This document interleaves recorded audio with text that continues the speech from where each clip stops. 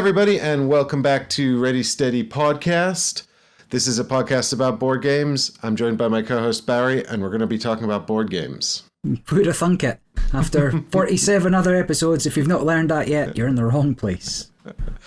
So, welcome to our niche.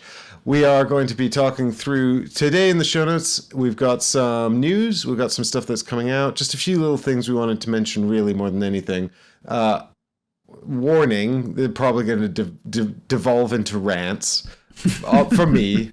There's a few quick plays. We've played a few things that we're going to talk about. We've got a few quick plays, and then we're going to do a deep dive on the new Distilled all-in box, which I did sit down to play with Barry. I had to leave early. I didn't get to finish it, but I'll be able to give some impressions, and we'll hear the full story from Barry himself, who did get to play the whole thing. Mm-hmm. Hey, folks, this is a post-production interruption. I just wanted to add in a correction. So big thanks to Allison, who emailed the podcast to let me know that in episode 46, about 12 and a half minutes in, I mentioned that Stan Kordonsky was a designer on Unconscious Mind, which is incorrect. I'd confused, I think, the fact that Unconscious Mind was Fantasia Games, as was Endless Winter, which Stan Kordonsky did work on. So the designers on Unconscious Mind were Laskas, Johnny Pack, Yoma, and Antonio Zacks, and not Stan Kordonsky, as I said. Thanks so much for listening, Allison, and for getting in touch and letting us know, and also for your feedback. We really appreciate it. Let's kick off with... So I saw this come out in the news, and then I was confused because it was not a new game. So this is Machi Koro Life. Did you ever play Machi Koro? I've never played Machi Koro or Machi Koro 2. I have played Space Base, and I do want to give Bad Company a go. Okay. I don't know Bad Company. It's the same system. You roll, I believe, like roll 2 dice and whatever it lands on, you trigger type deal. Yeah, so I've played Space Base. I've played Machi Koro. So I liked Machi Koro original core set. We played that when it came out, and I thought that was a fun game. The problem was that there were these cheese factories that would trigger on 7s, and we found it was a really dominant strategy to just buy those. And then there was one sort of other dominant strategy, which was buying these sort of red aggressive buildings that would counter or play those. And the other thing is you needed, I can't remember exactly how it worked, you needed a resource or something to fund the cheese factory. So actually it became about who bought the resources, because without those, you just couldn't use the other ones, you know, or the cheese factory triggered off of them, and there's a lot of not counterplay. There was sort of like, it was really just a race to get those things. Yeah, I've never played, but there was a dominant strategy, and I think that's why Machi Koro 2 came out. Yeah, which I didn't play. And then I didn't play Machi Koro Life either. It looks like this has been out in Japan for about 3 years. And now we're getting an English release. And so I think the English release was at Gen Con, because it's just had a few reviews coming in. Anyway, it's Machi Koro Life, and so you're sort of doing, the theme is a whole life. There's a few other games like that, notably, obviously, the Game of Life, and also, what's it called? Pursuit of Happiness? Pursuit of Happiness, yeah. We played that. The big tableau builder one. And honestly, that's about all I got on it. I looked at it. There's a new currency, which is hearts, which I think is like sort of points and things. It looks like there's still the sort of the same idea. One of the things I really liked about Machi Koro, which they had as a variant rule set in the original and then changed into, and looks like they've changed in Life, but sort of somewhat changed in Life. So in original Machi Koro, it had a kingdom, like Dominion, which I really liked. So all the buildings were laid out, which is why I think it was probably vulnerable to this dominant strategy issue. They had a variant where you just shuffled all the cards together to create a Ascendancy or Star Realms style rotating market. And I didn't like that as much. It also meant that you could lock into the cards that formed the dominant strategy anyway, so it didn't fix that problem.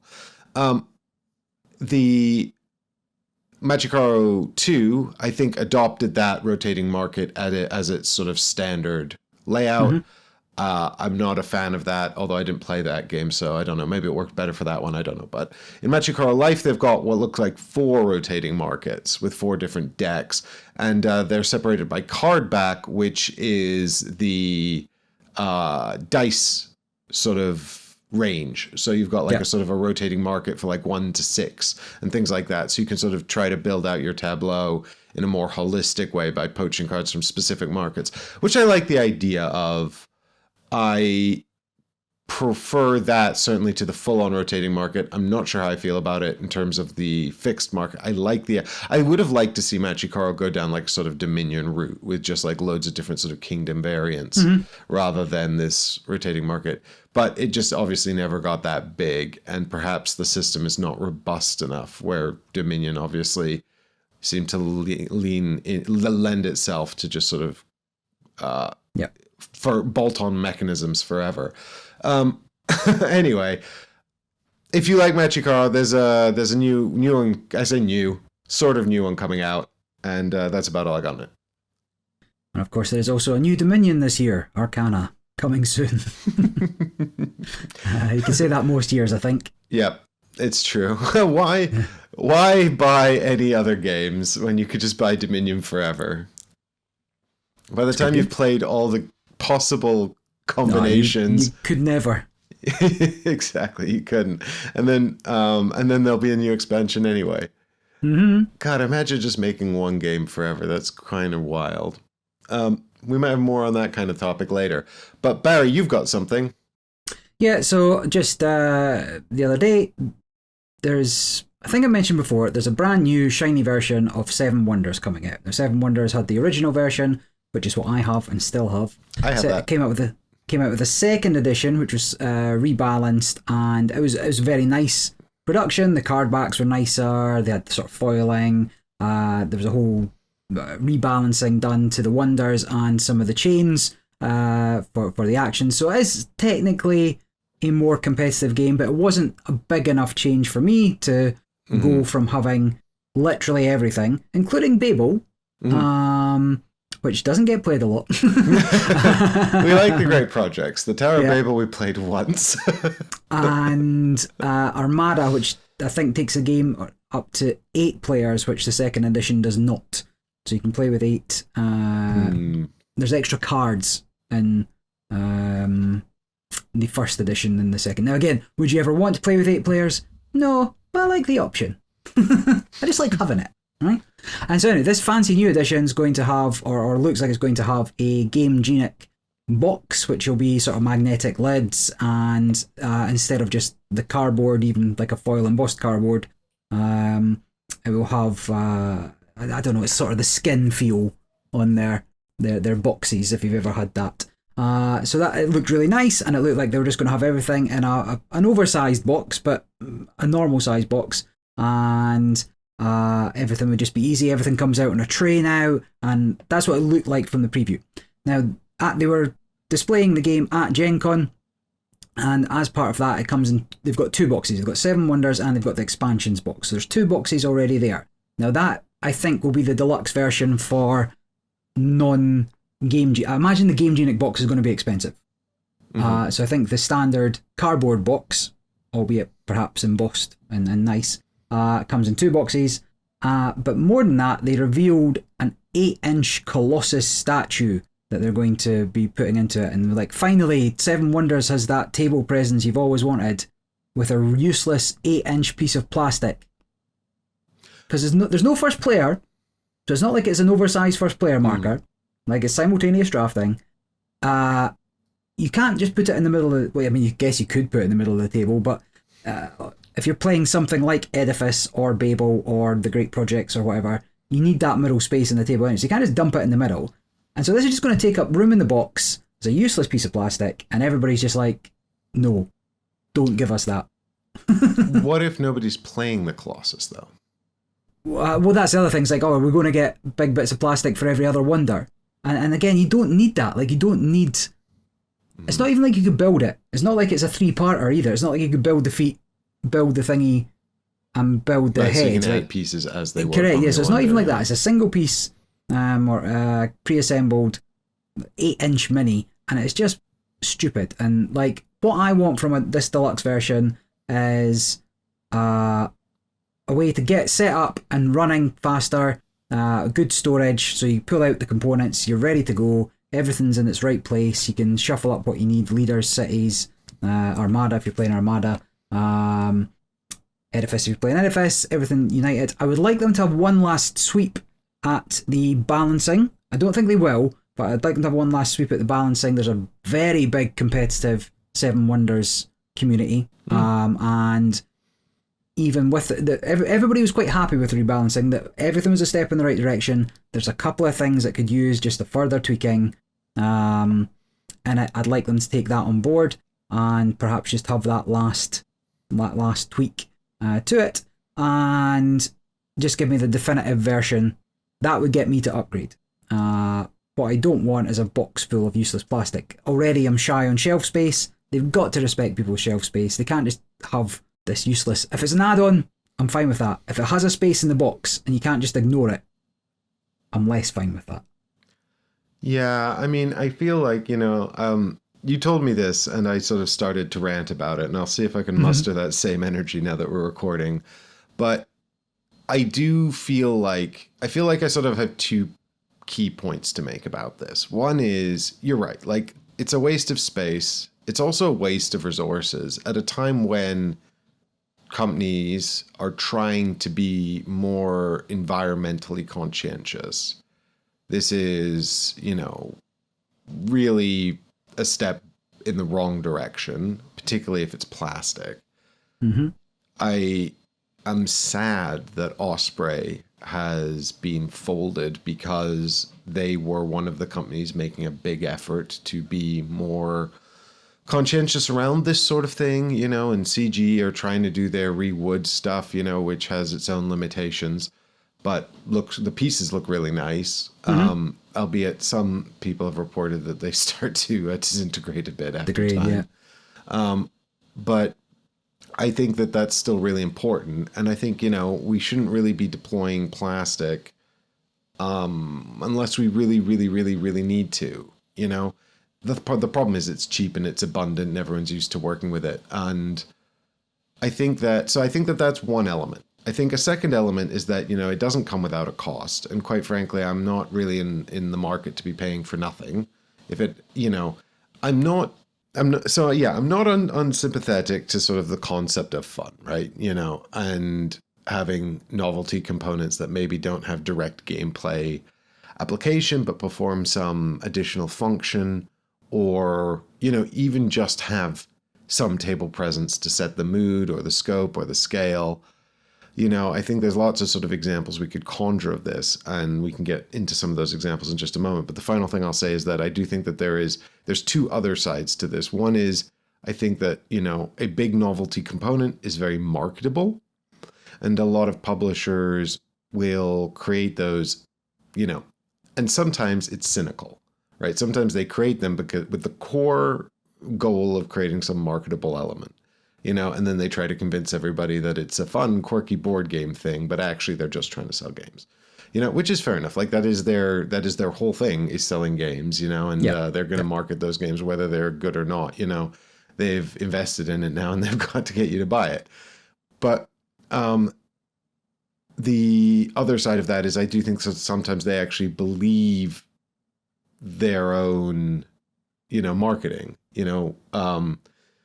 and they think that these things are, really, or they're trying to do something good and then they're already invested in it, or something fun, they're already invested in it, or they're just trying to capture some of that, spirit. They're not completely cynical, right? They've still got some of that, trying to capture some of that childlike joy. And so, I've got a few examples of these at the back of my mind, with, one being the Everdell tree, which I think is going to be the one that everyone can relate to, because this doesn't have any gameplay implications, but it is used as part of the board.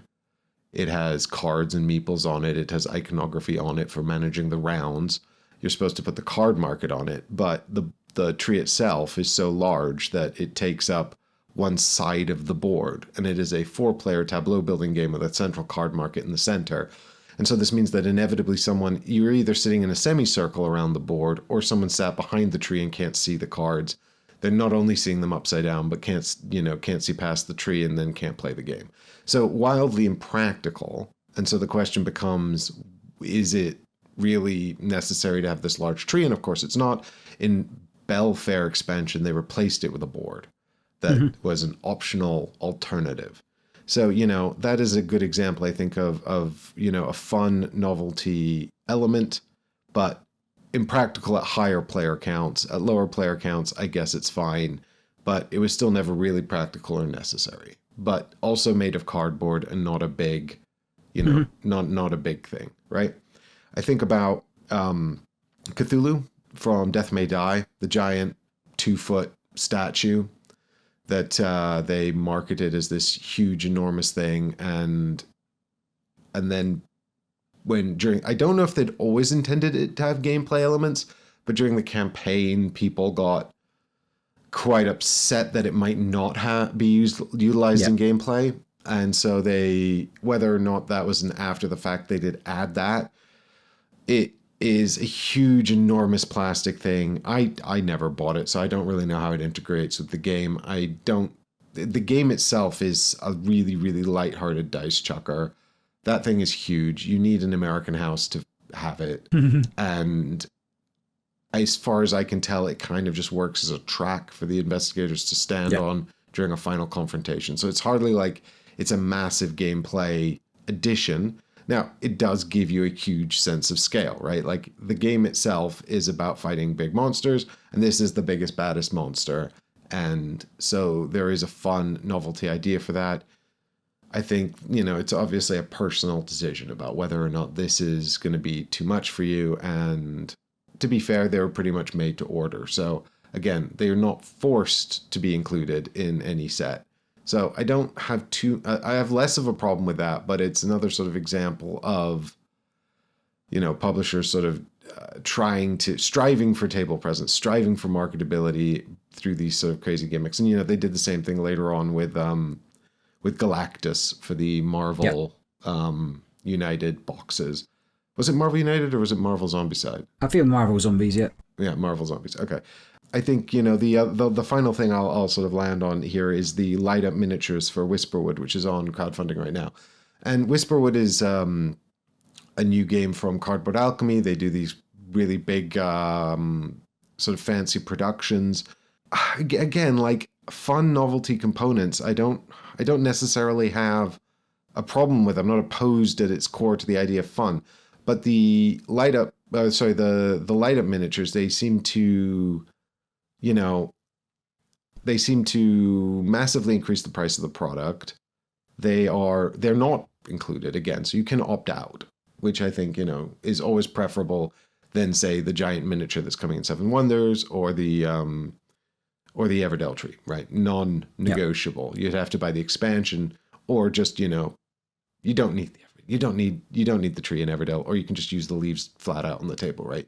You don't need to build it, right? There are ways around it, but the point is that it comes in every box, and it was technically part of the board. But with the light up miniatures, it's like, where's the, we're going to have a moment at the beginning when we set up the game, and then we all turn the lights out and appreciate these things. And then we have to turn the light back on, and the novelty's sort of over. Play the game, yeah. I mean, I feel, I actually did get to see one of these at the UK Games Expo, and it does light up enough that you can kind of tell it's lit up in room lighting.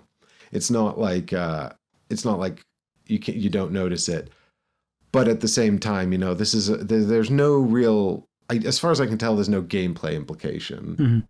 And maybe we'll have more on this later if I get a chance to look at the game more. But I feel like, to an extent, I would rather the plastic be reduced if possible, and I'd rather the attention be put into balancing, improved gameplay. Because the last thing I'll say is this, if a game is really, really, really good, the table presence doesn't matter. People want to play it. A good game will break through a lack of table presence. And often table presence can perpetuate a bad or a mediocre game. Like, there are plenty of games that are not that great, but because the table presence is so good, people will, play them or be drawn to them or continue with them. But, the best games, the ones that keep getting reprinted, are, look at the original Terraforming Mars.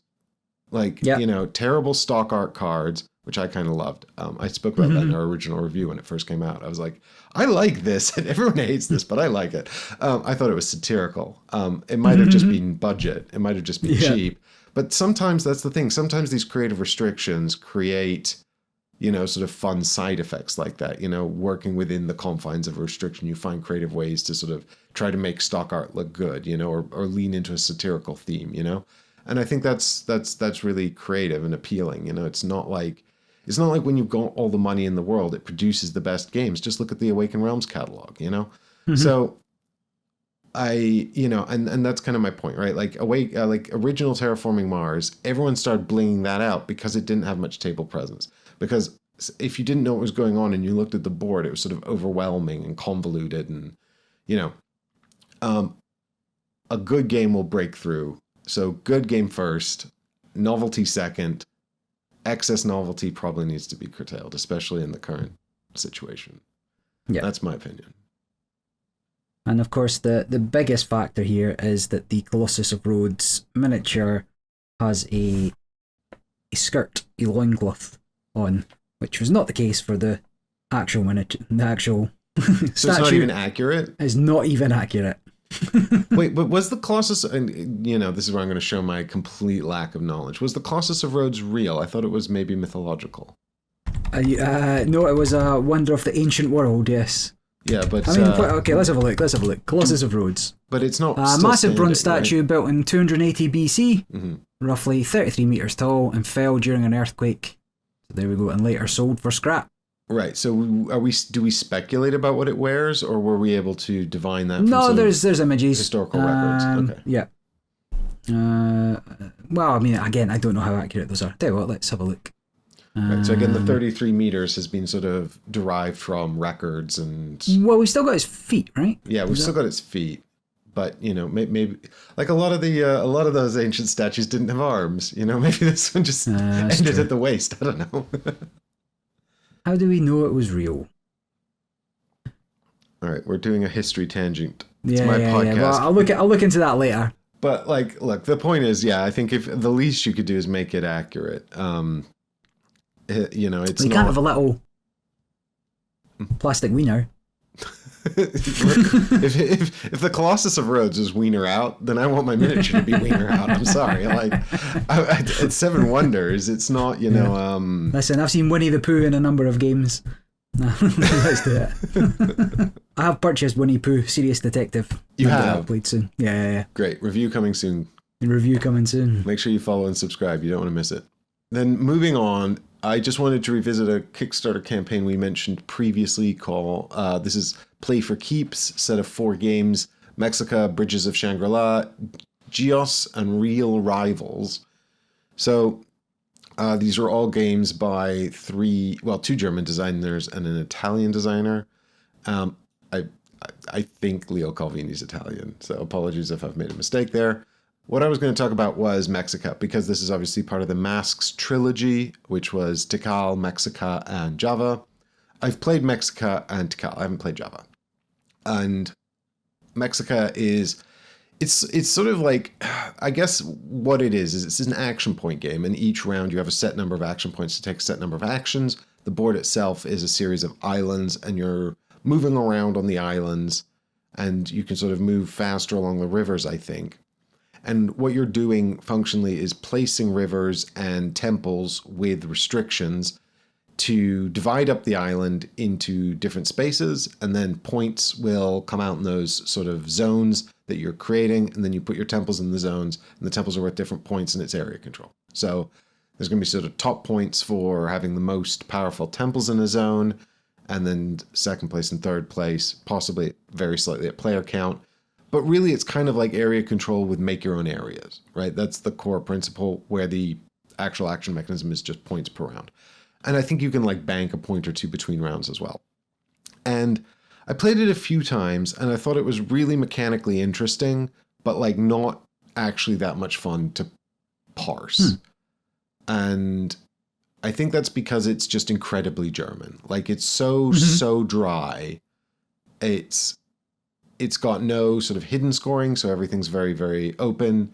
It's got no sort of ramping. Like the ramping is your board presence. So as you control different sectors, it's really about, am I going to stay invested here? Am I going to move on? If I move on, is my opponent going to come back and build something that's going to, have I secured this area? And you can't possibly secure an area, so it's a bit precarious. But you're not getting more powers. You're not building up a hand of cards. There's no, upgrades on your player board or anything like that you're doing. So it is just kind of the development of these zones, and that's where the ramping comes from. And also the closing off of the board, because you're building these rivers, right? I think you're building some bridges as well, and the bridges block movement and things like that. So there's all these sort of interesting sort of interplay, spatial puzzle things going on here. And, it's very, very, very cutthroat. I mean, I think I've mostly played it 2-player, which is the most cutthroat version of it. But I imagine at higher player counts, it could engender some of that sort of chit-chat around, get that person there leading or whatever. But it's so German that probably it won't, right? You'll probably just be sort of heads down calculational. Where am I going to get the most points? And it does become incredibly mathsy very quickly, because you're adding up all of people's points in each zone. You're trying to work out how many points they're going to get. You're trying to work out how many action points you have to spend to compete there. And is it worth it for the payoff of the points that are coming to you? So I wasn't I think, like a clever and well-balanced design, certainly a competitive game, but for me, not that much fun to play, because it doesn't get to these, the most exciting moments, I think, are probably when some other player shows up in a zone where you didn't think they were going to go and does something unexpected. But oftentimes that's probably a misplay, so it's very calculational. So I don't have Mexica. I don't intend to back this new reprint of it. What I will point out is that Play for Keeps, who are running it, they're a British distributor. They often do sort of interesting little games. They're a very small publisher. They often do interesting little things.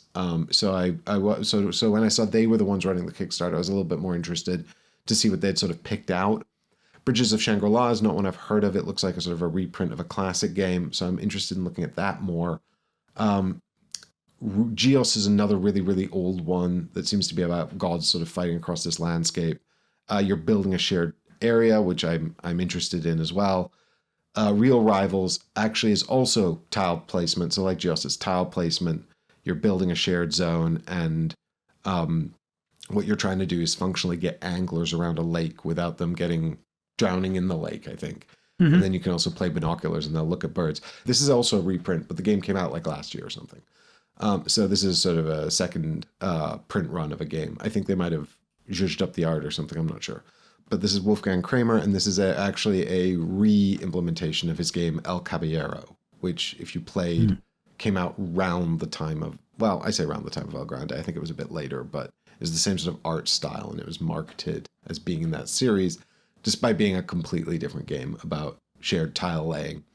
And again, it's sort of area control. What you're doing is you're building a area of land and sea, or in this case, ponds and embankments. And you want to put your anglers on the embankment, and then they're fishing and they're looking into an adjacent pond, and then you want to build that pond out for points, and each angler is worth a set value, and it's area control again. So whoever has the most value worth of anglers looking at the pond will score certain amounts of points. But also you can drown anglers by surrounding them by sea and things like that. So there's this sort of competitive tile laying element going on there. And you are interested in these sort of shared space tile laying games, which generally I am. This might be one worth looking at. I'd love a good fishing game. If anybody's got any fishing game recommendations. Yeah. They're actually fun and not just... I so wanted to like Deep Regrets because I really like all the concepts in it. The pusher lock, the sort of hunting for fish in the deck, the mounting, the capturing and the mounting of them. But it just didn't land for me at all. I thought it was kind of repetitive and samey, and it didn't really just do enough, I think. So I think something like a Deep Regrets, but bigger and more interesting. Because I played Fleet the dice game, and that's fine, but it's not really. No, I'm talking angling more than trolling. Okay, angling specifically. Yeah, like you get a rod, and you can upgrade your rod, and you can catch bigger fish, and you can go to different ponds, and you can find different things in different areas. That kind of game. Yeah, I mean, and you know, if I'm not opposed to a cosmic horror slant. Yeah. Can put in any kind of spin on that you want, as long as the Fantasy. fishing's. I can be the orc angler. I'd be okay with that too. Yep. Alrighty. Asymmetric player powers. Let us know. Has it been designed? We'll get on it. All right. Moving on then to Quick impressions. quick impressions. Right. This one's going to be super quick because we've talked about this game a lot. But I've not played much since the last recording. So a lot of the game nights actually were canceled because of the heat. So that's my excuse. But I did play White Castle, which is the 2023 Euro game from Ira C. and Shay S. This is art by Joanne Gardier and published by Devere. You all know it already. This is the tiny little box Euro game that it punches above its weight, I suppose. And you know, set in feudal Japan, where you've got functionally a board full of guys, and each turn you're drafting a die to take an action, and then trying to manage resources and sort of combo chains across 9 actions. You've basically got no actions at all, but each action could potentially combo into a whole bunch of benefits if only you could line up the resources and the timing correctly. You know, and one of the key facets is the money, because to place the die, you will either get money or lose money, and sort of timing that and making sure you have the money when you need it to play the die when you need it to get the action that you need is a big part of it. And I played it with 4 players, which is the maximum player count, and it's just fun. It's just solid. Mm-hmm. It's just a solid little box. I mean, I feel like in that 4-player game, we probably saw pretty much everything the game had to offer. I don't think there's much sort of new things to discover the next time I play. It's not a game that lends itself to narrow strategies, right? Mm-hmm. It like functionally what you're doing is you've got 3 types of Japanese peasant on your player board. I'm going to say peasant. That might be wrong. I don't want to get into any trouble. But it's in like feudal Japan, and there's the White Castle. And you've got courtiers that you're trying to get into the castle. You've got warriors you're sending to the training yard to train as warriors. And you've got farmers you're sending to the fields to grow crops. And you get profit for putting out each one of them. And there's not necessarily a right order to do it. You could argue that the farmers are probably the right thing to get out first because they get potentially some income at the end of rounds 1 and 2. But fundamentally, you're going to be kind of which ones you put out or at the start is going to be dictated by what opening cards you got. You get an opening flop of an income card and starting resources. And so if you start with a bunch of food, you're going to put out the farmers. If you start with a bunch of iron, you're going to put out the warriors. Fine. Really what you're trying to do is get as many on the board as you can and also get them to the slightly better spots, because each one has a slightly better spot it can go to. And so you could dump all 15 or 18 of your guys into cheapo spots to get them on the board, but then you might not win because some of the spots, you know, someone who got less people out than you could do better if they got them all to better spots. Mm-hmm. Anyway, like, you will end up doing all 3 people types. You can't ignore one. And if you try, you will be punished, because the way the combos chain, the way the resources are managed, it leads you into doing things.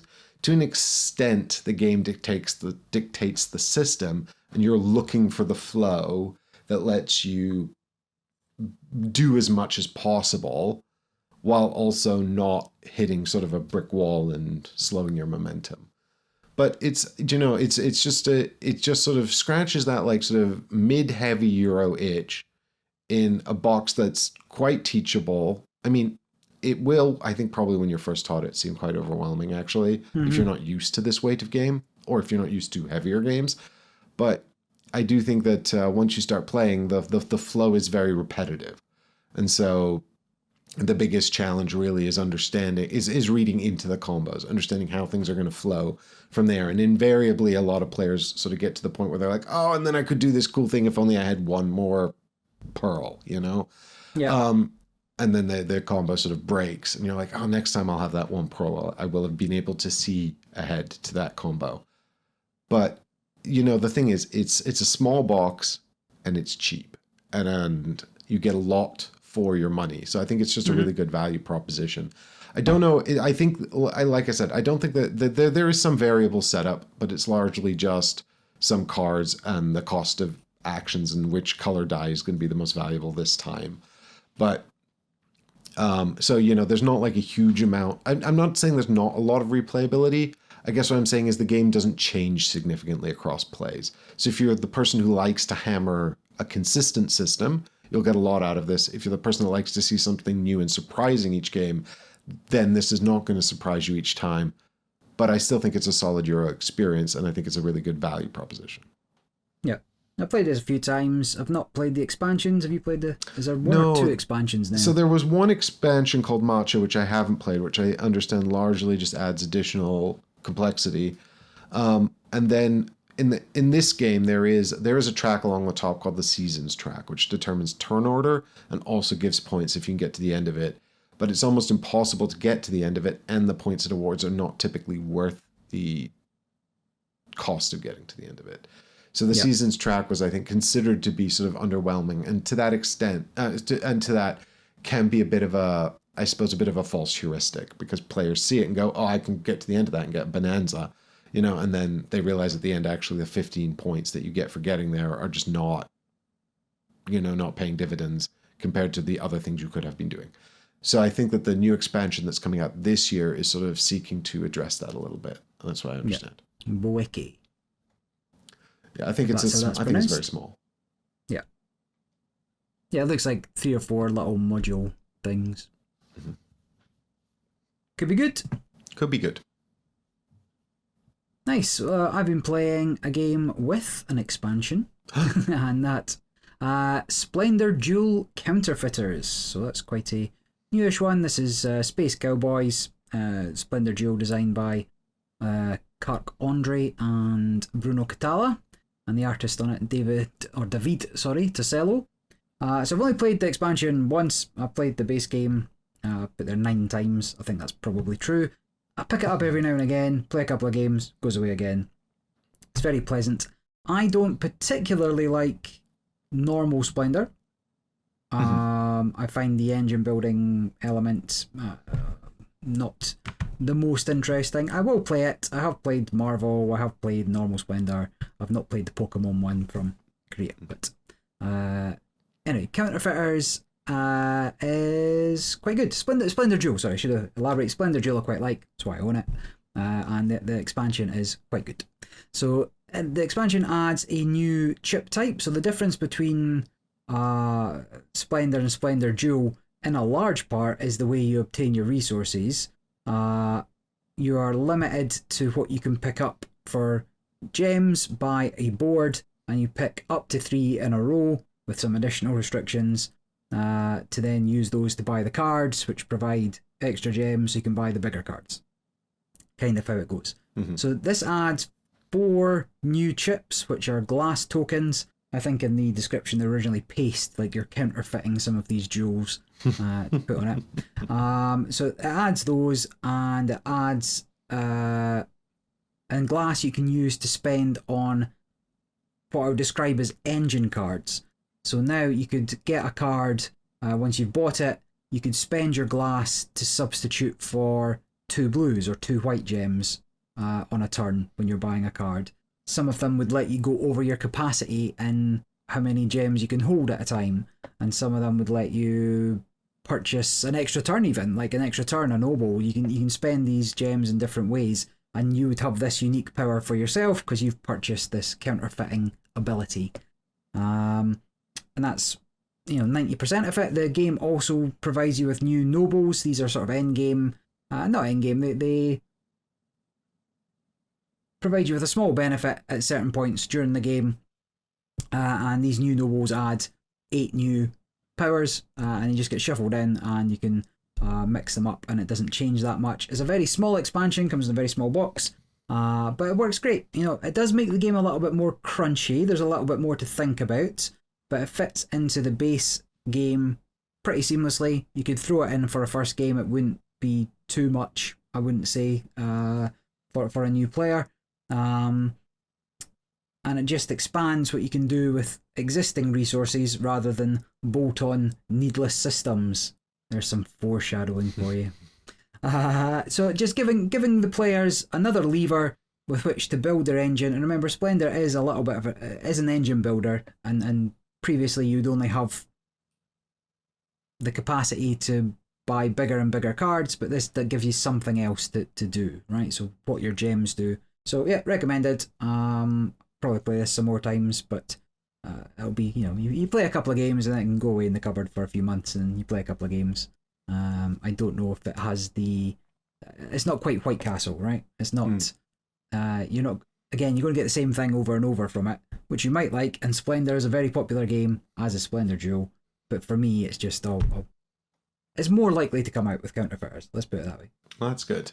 Yeah, no, I didn't get a chance to play Splendor Duel. I mean, I've had largely the same experience with Splendor as you have. I'm happy to play it. I sort of enjoyed my experience of it, but I don't own it, and I wouldn't suggest it. It's just a bit too sort of dry and slow for me. Although I do like Marc-Andre generally. I like Barony a lot. Yeah. So you got the new version? Yeah, I do, yeah. And we've been playing that and very much enjoying it. So, and I've also got Majesty as well, which I thought was quite good, but for some reason the new version of that didn't hit. I didn't play it, but it didn't really take off. Never even heard of it. Middle Ages. Middle Ages, that's right. I don't know where New Era came from. It's a shoe. Middle Ages. Yeah, for some reason Middle Ages didn't really get much hype. But anyway. That's fine. Right. Well, I've been live streaming while I've been indoors, not going to Games Club. I've been live streaming Arkham Horror the card game Chapter 2, which seems to be a sort of like generally accepted colloquial name. They've said, FFG have said it's Chapter 2. They've said it's the follow-on from Chapter 1, which was presumably all the stuff that came out first. But it's not called Chapter 2 on the box, and it's not called Chapter 2 on BGG. It's just called Arkham Horror the Card Game 2026. And you wouldn't have any way to distinguish it other than that.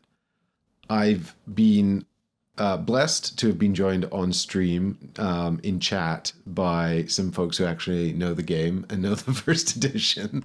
So they've been helping me to get the rules correct, but also pointing out some of the stuff that's from the first era. But we obviously played this game way back on the channel. I was talking about this. There's a video of us playing this 10 years ago. Yeah. Which is pretty incredible. Back when there were 2 cameras. It's just my living room. And so, I never got to play through a whole campaign or anything like that. We played 2 scenarios, but we played one scenario from Night of the Zealot and one scenario from Dunwich Horror. Which we played a bit later, mainly because the first video did crazy numbers when I think about it for the time, given that we were, completely unknown, and it's just like a couple of GoPros in my living room. But anyway, the point of the story is that Chapter 2 seemed to me like a good point, because I'd always sort of been interested in getting more into Arkham Horror, the card game, but the volume of content, the cost of buying it at retail is high. The cost of trying to find anything on the secondhand market is excruciating. Yeah. And so I'd just written off all of Chapter 1. I was like, do you know what? Like, the thing is, I don't want to get into it because it's inaccessible, it's expensive, there's a lot of it, and, especially if it sort of creates this narrative that sort of grips me, then I'm going to be disappointed that I can't find the parts I'm missing. And so I just decided that, and they did reprint it about 5 years ago. They sort of started this whole revised edition reprint of most of the content, right? There was some cards missing, but not, anything that was sort of particularly fundamental. But again, I sort of missed that print run. It very quickly went out of print. It very quickly sold out. It's impossible to find even that stuff, in any sort of meaningful way. So this seemed like a good jumping in point for me. And I have been enjoying what's called the Brethren of Ash, which is the campaign that comes in the core set. I'd heard a lot of criticism that it's just Night of the Zealot rehashed and it's very light and it's not a full campaign. My understanding, and you can correct me because you obviously have all the original stuff, you know this better than I do, but my understanding is that a full campaign is considered to be 5 scenarios. Yeah, no, right. So historically, a full campaign would be 8 scenarios. 8 scenarios. But as they got to the end of chapter 1, that was not as fixed. So the way it used to work, actually, I guess it would be probably 9 scenarios. The way it would, 8 or 9, it would depend. The way it used to work, you bought the Deluxe, which would have, so the very originally, you bought a Deluxe, which would have 1 or 2, maybe 3 scenarios in it. And then you would buy the 6 campaign packs as they came out. So that was the original way. Then they moved to the full campaign in a box. And that was the revised edition, was it? No.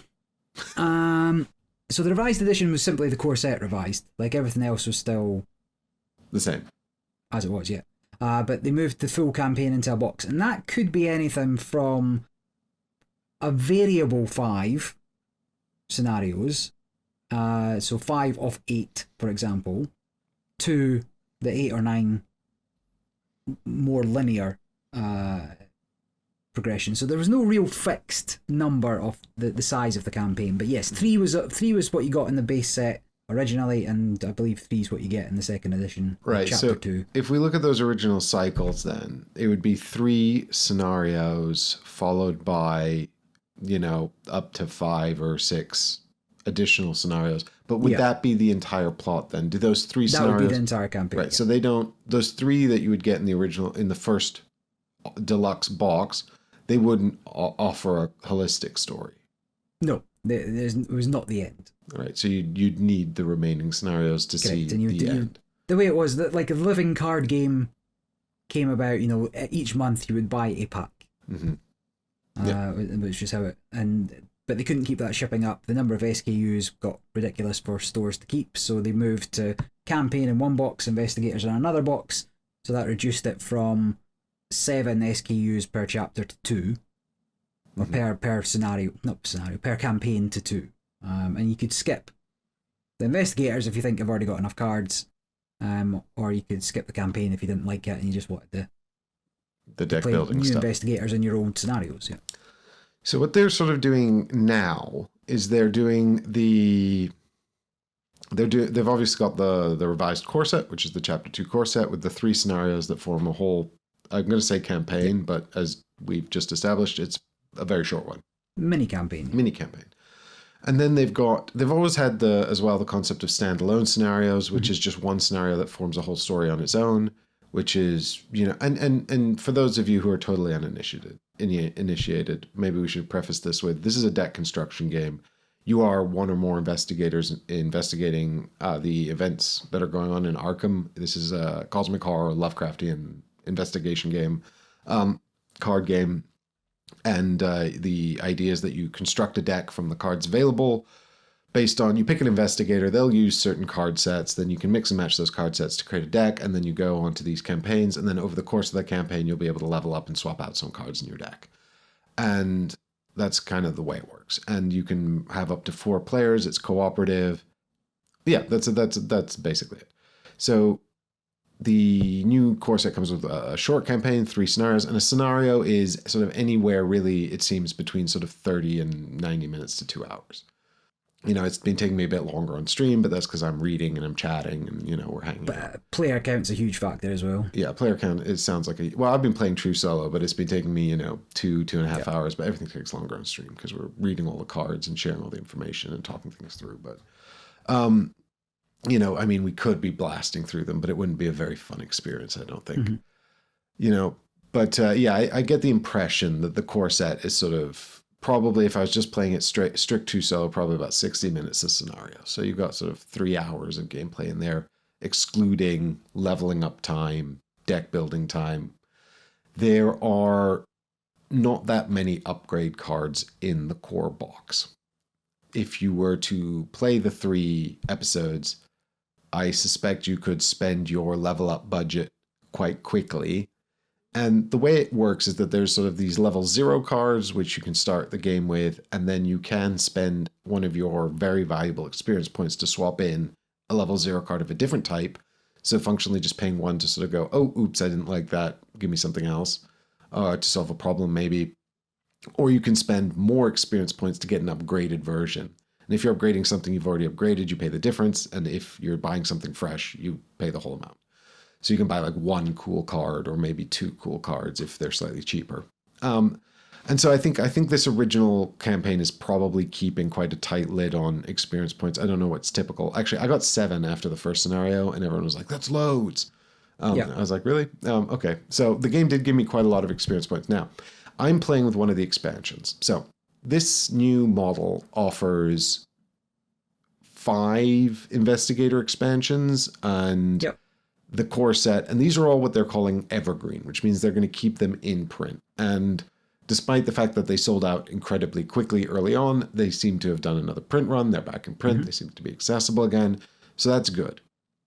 Overall, that's good. Now, how effective they are keeping these accessible and in print remains to be seen. The other thing is they're not cheap. You're paying quite a lot of money for what is effectively a deck of cards, and not even a very big deck of cards. The art is nice. The card stock's not bad. People are complaining about the size in the card stock. I don't mind. It's fine. I haven't seen a problem with it. The art seems nice. Again, not too much of a problem there. It also feels like a lot of work has gone into this, and that could be because there's a decade of craft in the system, that's sort of being distilled into this. Now, there's been a lot of chatter online around whether or not these cards are the best cards, whether they're the most fun cards, and whatever else, which I can't weigh in on because I didn't play the originals. What I will say is, as a new player coming to this game, trying to learn it, there are some major omissions in the rulebook, and I don't know if this is just a misprint. People have said the original printing of the rulebook was missing pages. I don't know what version of the core set I've got. So I don't know if I've got the edition that's missing pages. I haven't seen any page numbers skipped. So if it's missing pages, it means they were missing entirely. But one of the things that it just doesn't explain in the rulebook is what you do with clue tokens. And that's because it's printed on all the cards, right? Like fundamentally, you've got two little story decks, right? An agenda deck and an act deck. And the agendas are the bad cards and the acts are the good cards, and the evil entities in the game, whether they're the cultists or the monsters or whatever, are progressing the agenda deck by creating doom tokens, and you're supposed to progress the act deck by generating clue tokens, right? It's an investigation game. That's the fundamental core. These tokens are sort of a bit more abstract and will be used in other contexts as well throughout. It'll really be scenario dependent. But it would have been super helpful if the rulebook said, clue tokens are valuable, you definitely want them, look for what they're doing right now on the cards. It doesn't say anything like that. So I'm going through the rulebook trying to find out what do clue tokens do, and it doesn't say anywhere. And I had to set the game up, and then I'm like, okay, so in this context, I can use them to progress the act cards, right? And I'm like, when can I do that? Oh, it says on the act card, at the end of the round, you may spend 2 clue tokens to progress. And I'm like, okay, fine. And to an extent, I don't know if this is a sort of an outcome of this game has so much history. They're kind of like, people know what the clue tokens do.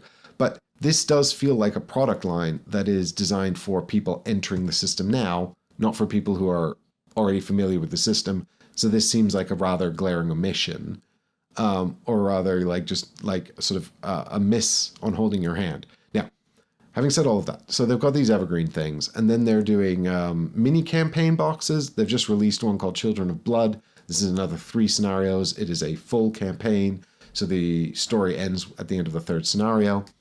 And then later this year, they're doing Traces of Nowhere, something like that, which is a standalone scenario. I have no problem with this method. It does feel like they've sort of dumbed down the investment time of the campaigns to make it more approachable or make it more... Going back to... I've played the first 2 scenarios of Brethren of Ash at this point. I've been having a good time. It really reminds me of Mansions of Madness. Like, just much more complex. Because just like that, they're both... I'm making the comparison because it's another Arkham Files game. It's a co-op game that I've played a bunch of.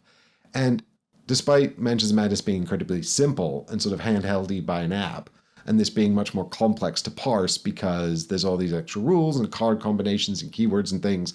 Like, the fundamental experience is still, oh, this game's really unfair and mean to me. And so it just feels like you're sort of being bullied the whole time. My run in the second scenario, which you can see on the channel, there's a live stream up, was like really rough. You'll have to watch it and find out what happened. But it wasn't wholly unsuccessful. I've been having a good time. I've seen a bunch of flaws in the deck that I want to fix. You know, if I were to go back to deck building, I'd be really interested in that.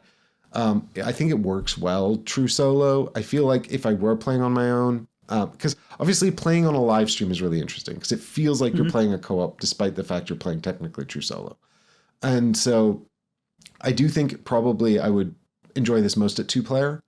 I think it probably works really well at true solo, but I also feel like the overwhelming frustration with some of the unfairness would be hard to bear by myself. Like, you know, if I'm like, I just need this one card to win or whatever, and I flip it, like, I feel a bit like if I didn't have anyone else to be like, oh, curses with, you know, it'd just be a bit of a bummer, really. Like, just by myself, and I'm like, well, this sucks. And I'll just be sad on my own. Yeah, exactly. But, you know, people who are watching the stream did say that they seem to be more, the designers seem to have put a bit more thought into making the game work true solo. So if that's your angle on it, it looks like there's been some subtle improvements for you, although I can't speak to them. What I will say as well is there's a lot of sort of fallout from the first chapter that's nodded to in subtle ways, right? So we talked about the Drowned City being the final campaign of chapter 1. I didn't play it, but the Arkham, the flavor text. Yeah, the flavor text of Arkham in the chapter 2 begins with the whole city's been flooded, right? And just sort of recently being rebuilt. Similarly, there are characters that are showing up in places in the new campaign who are characters that you would have seen in the original stuff as well. So like the named characters. So there's a sense of a world there, even though I don't get any of it. I'm just like, oh, this is random person, you know? And they're like, actually, no, that's this person from here, you know? And that's cool. I like that. And I think that's rewarding for people who are familiar with that content. But coming back to it, the main sort of criticisms I'm seeing of this online is that it is, you know, starting over. It's a simplification. It's a return to the original stuff. You know, the people who have just been playing through what I assume are the most complex campaigns that have been coming out are now going back to sort of the very original style. And furthermore, this year, so this has all come out this year, the Children of Blood campaign is not exactly offering a massive escalation. And so it seems to me to be a curious marketing model. I feel like FFG kind of missed a trick here, putting out sort of like a veterans campaign, right? Like, you know, you could have had, and maybe this is just about capacity, maybe this is the fact that Asmodee bought them and FFG don't have many products anymore. I don't know about the staff, what's happened to them. But I feel like there could have been room for like maybe like a big campaign part 1 box or something, as well as Children of Blood.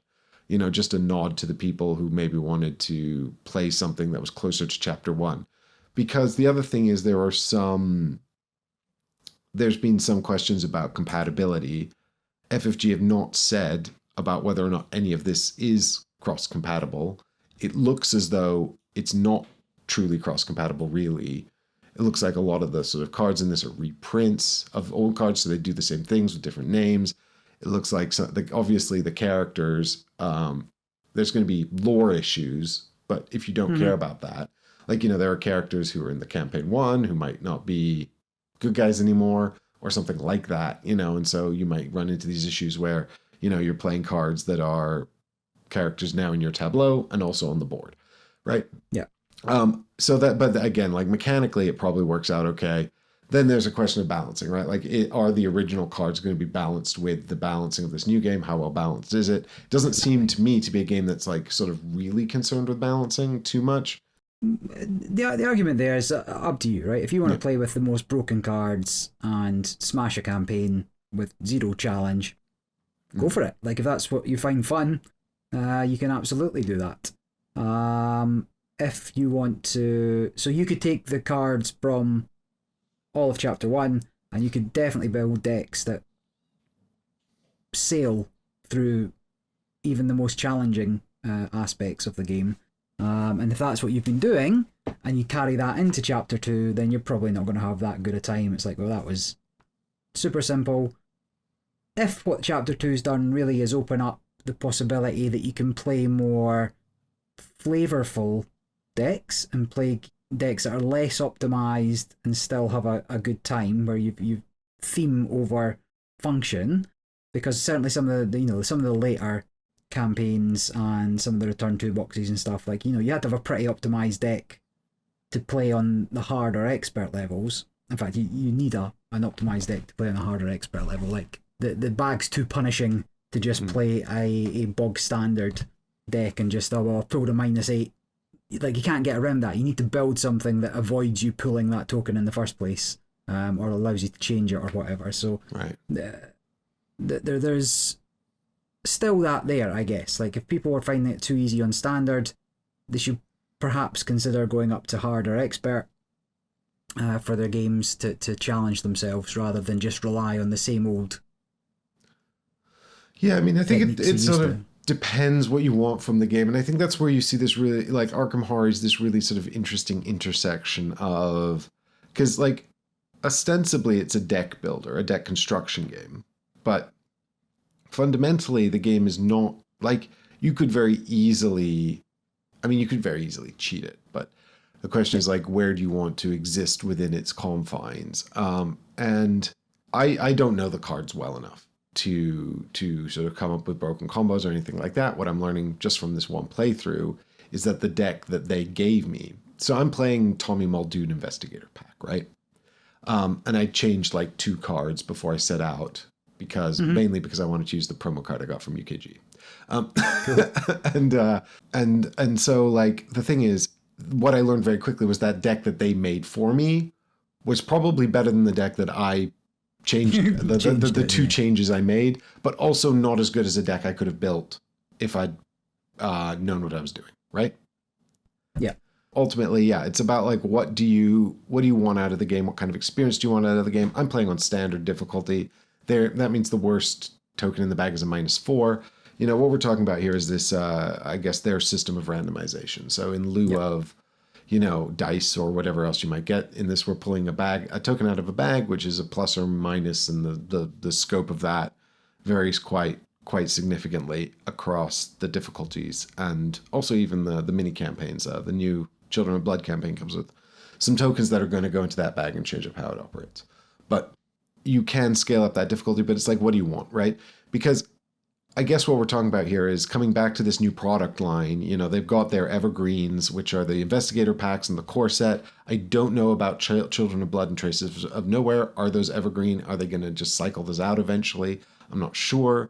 But what I do know is that they are currently sort of beginner level stuff. And it's like, what do those players who are already so invested want? They want more big campaigns to play with all the cards they've already got. Well, it looks like that's not going to be happening, at least not in a way that is sort of officially supported.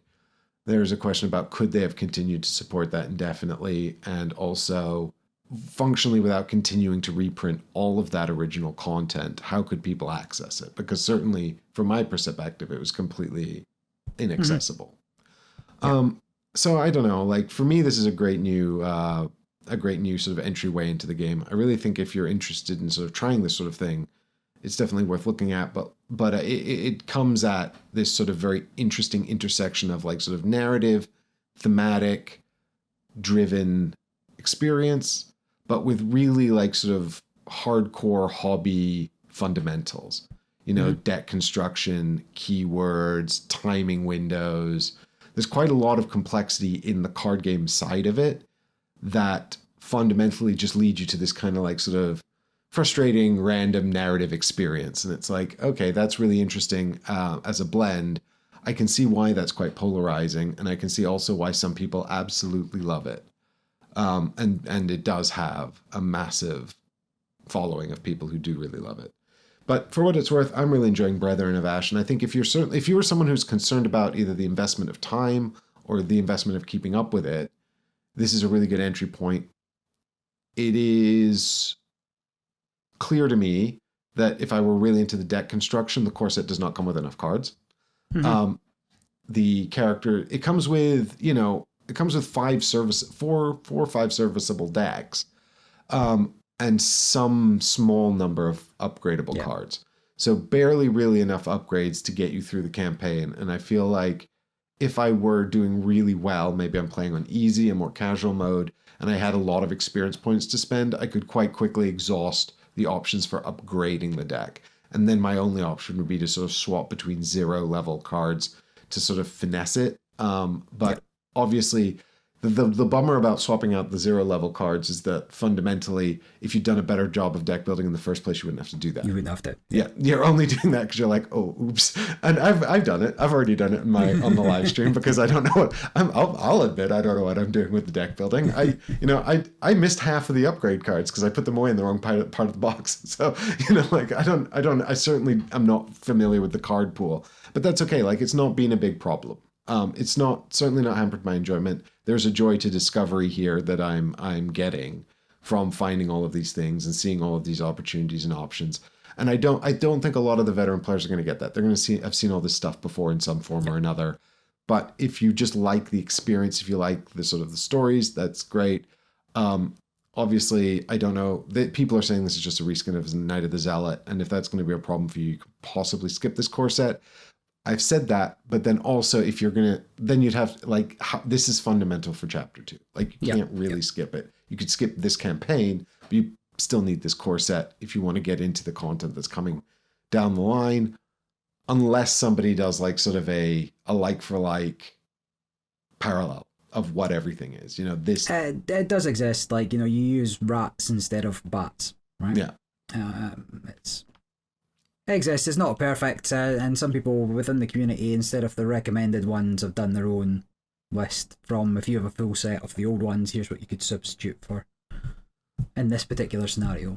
Yeah, because that's sort of the way that the scenario packs operated moving forward is like, when you open up the new content, they make it so accessible. They're just like, here is the deck that is scenario 1. But in the future, if you were to revisit that, you would have to find like all the little sort of sets of cards that go into that deck to make scenario 1, and you might pull those out later to use in a subsequent scenario, and then you'd have to go and find them and put them back.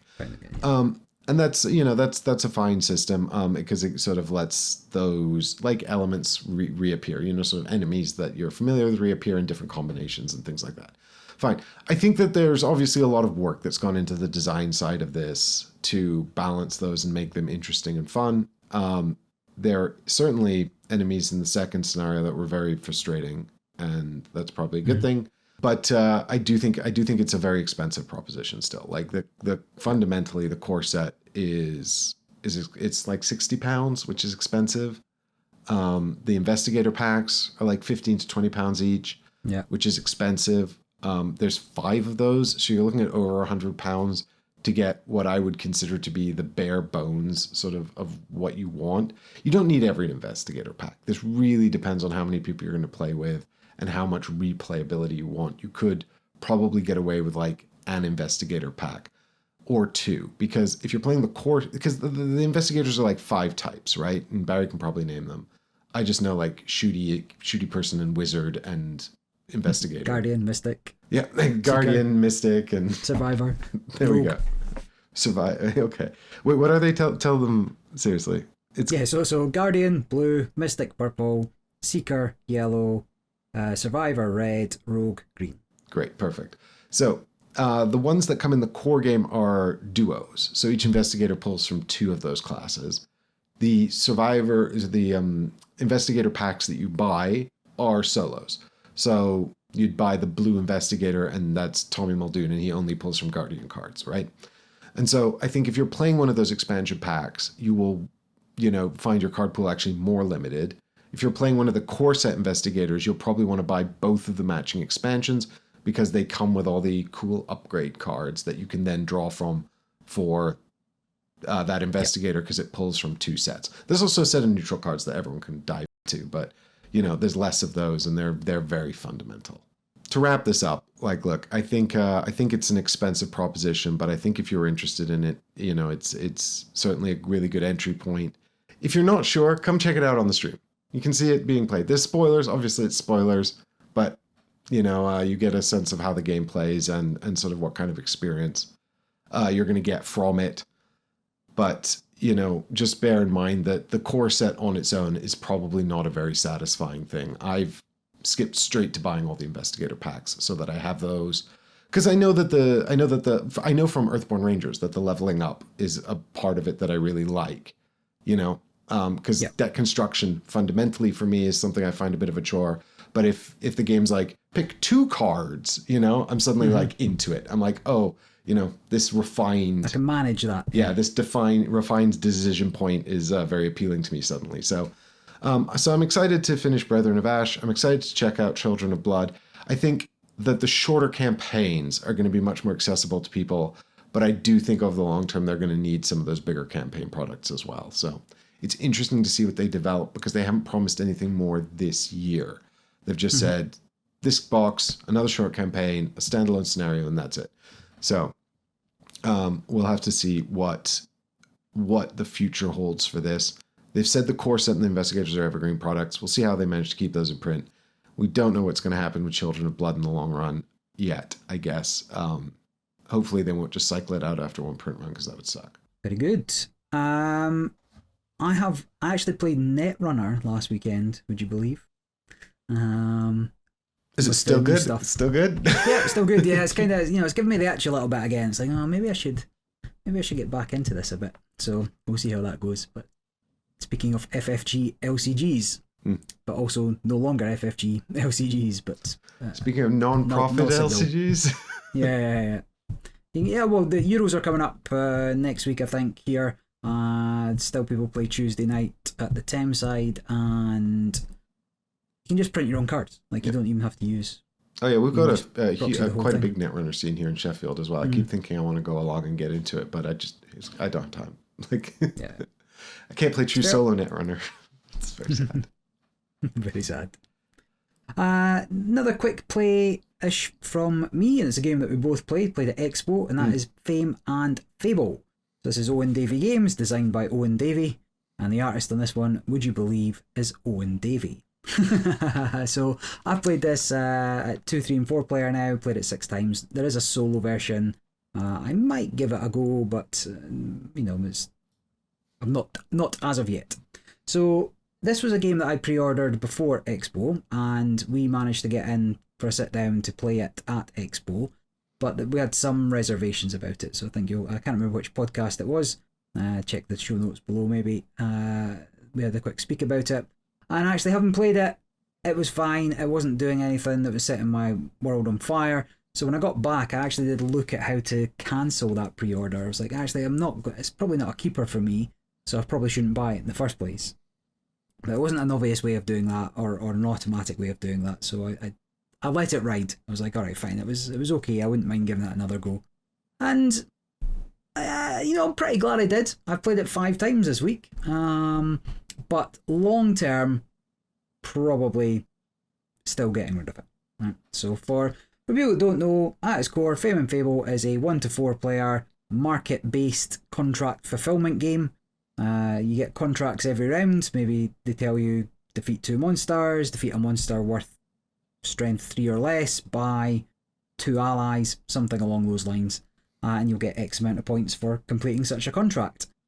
And then your other points are masked behind monsters, where you have to defeat a monster to earn those points. But it's fundamentally just another kind of contract fulfillment. There's no randomness once you kind of get to the point where you're doing the combat as to what you defeat. And so to manage all of this, you get a limited number of actions per turn, and you use those actions to buy your allies, to buy your items, to encounter those monsters, and then attempt to defeat them. And that's it. You go round until somebody hits 100 points, the game ends, everybody else gets one more go. Can you beat them or not, is the question. So the game has a relatively high level of player interaction, though you can remove the sort of take that style cards, and for the solo game you would take them out. But the game has a very strong catch-up mechanism, right? You can recover quite quickly. Your heroes, your allies that you put into play, you will lose throughout the game. That's not a problem. So other players messing with them is less of a problem as well. But the catch-up mechanism of gaining extra actions based on how far behind the lead player you are is quite significant.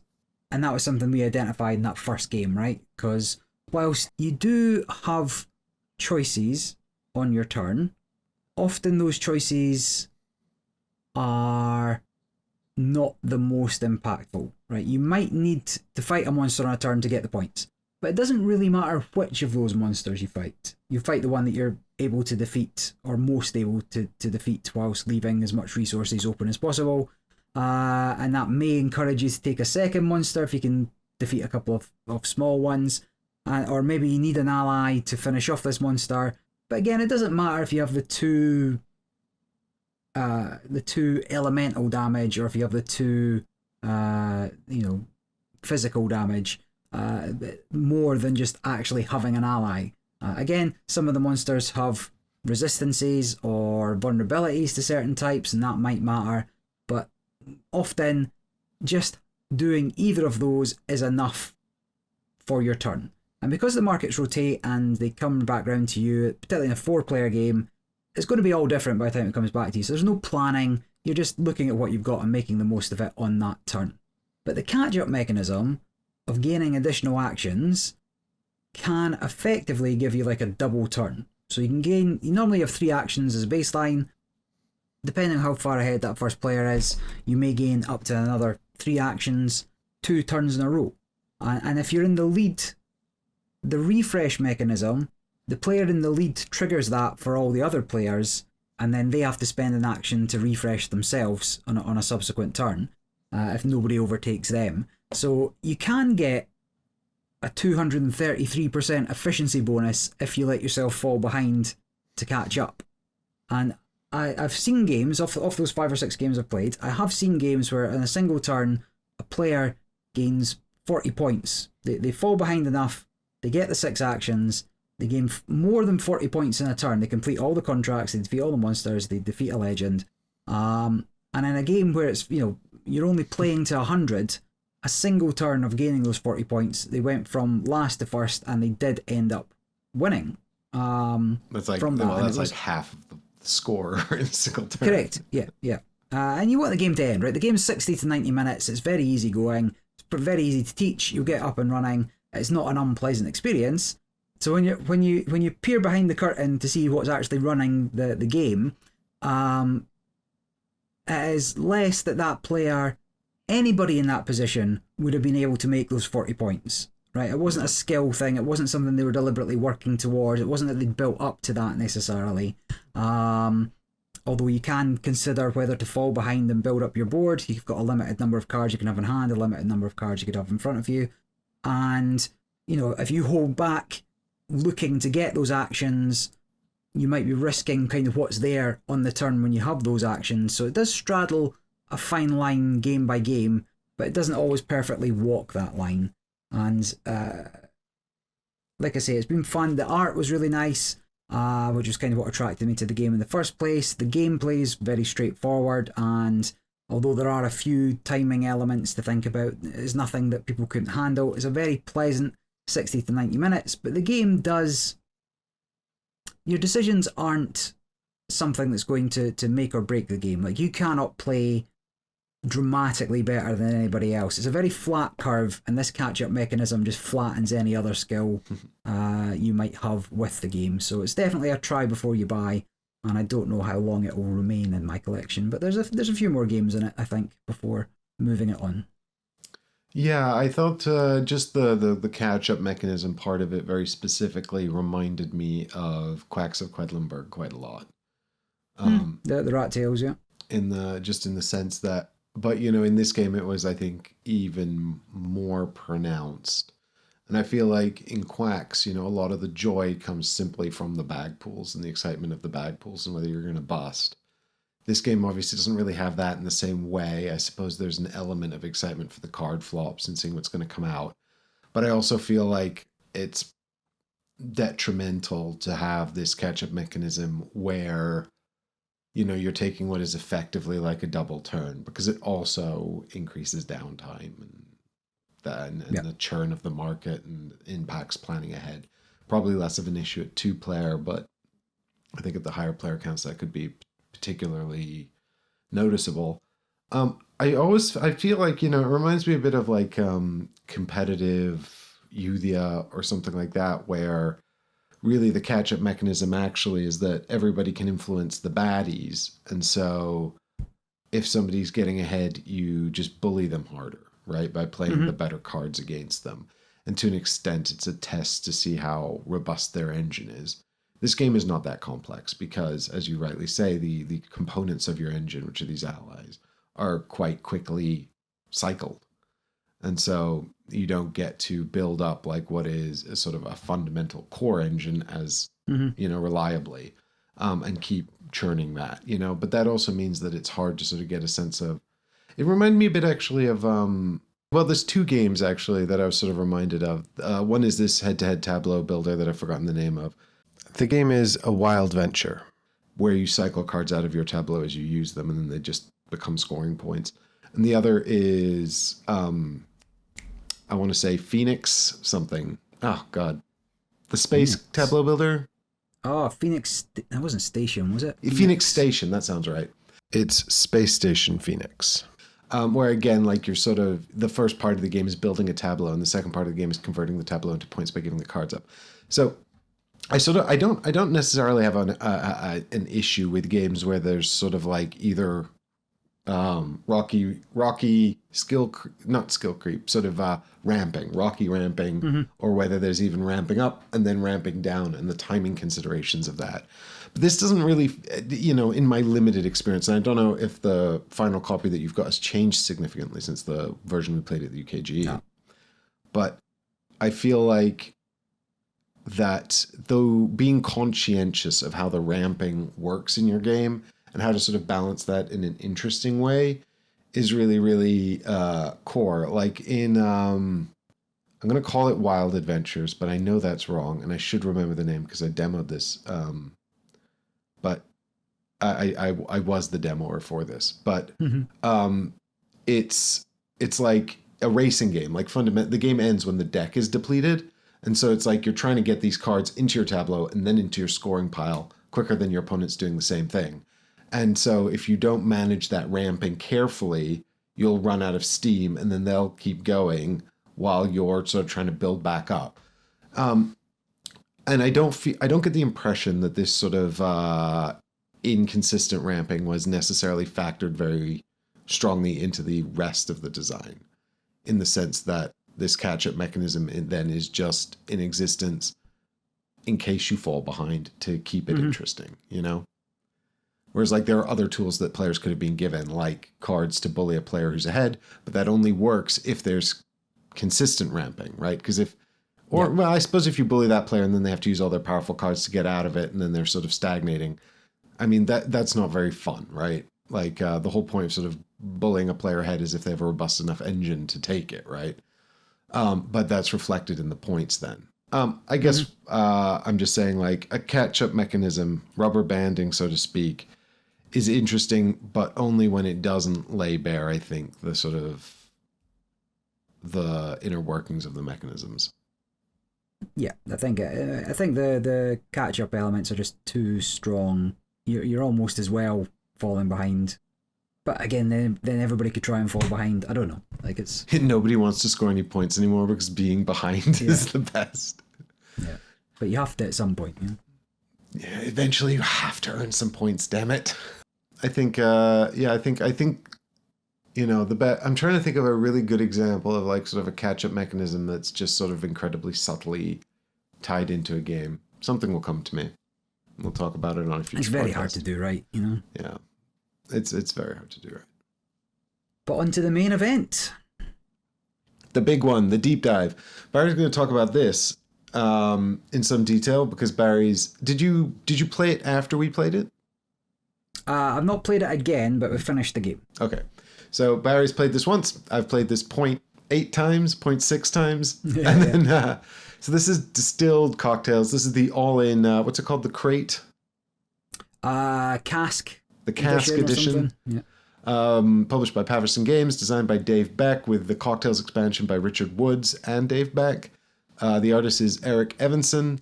And yep, I've not played much Distilled since I played the original core set, so a lot of this was very new to me. Yeah. So last podcast episode I mentioned I set this up solo. So specifically we're caring about the cocktails expansion part, which adds quite a lot to the Distilled base game. I set it up solo. I played through the first 2 rounds and then didn't continue with it. I have played the base game of Distilled like 15 times, 1 to 5 players, which is quite a long game. And then we set up for a 4-player game of cocktails, which, as Mike said, you had to drop out before the end because, again, It's quite a long game and he's places to be. He's a very busy man.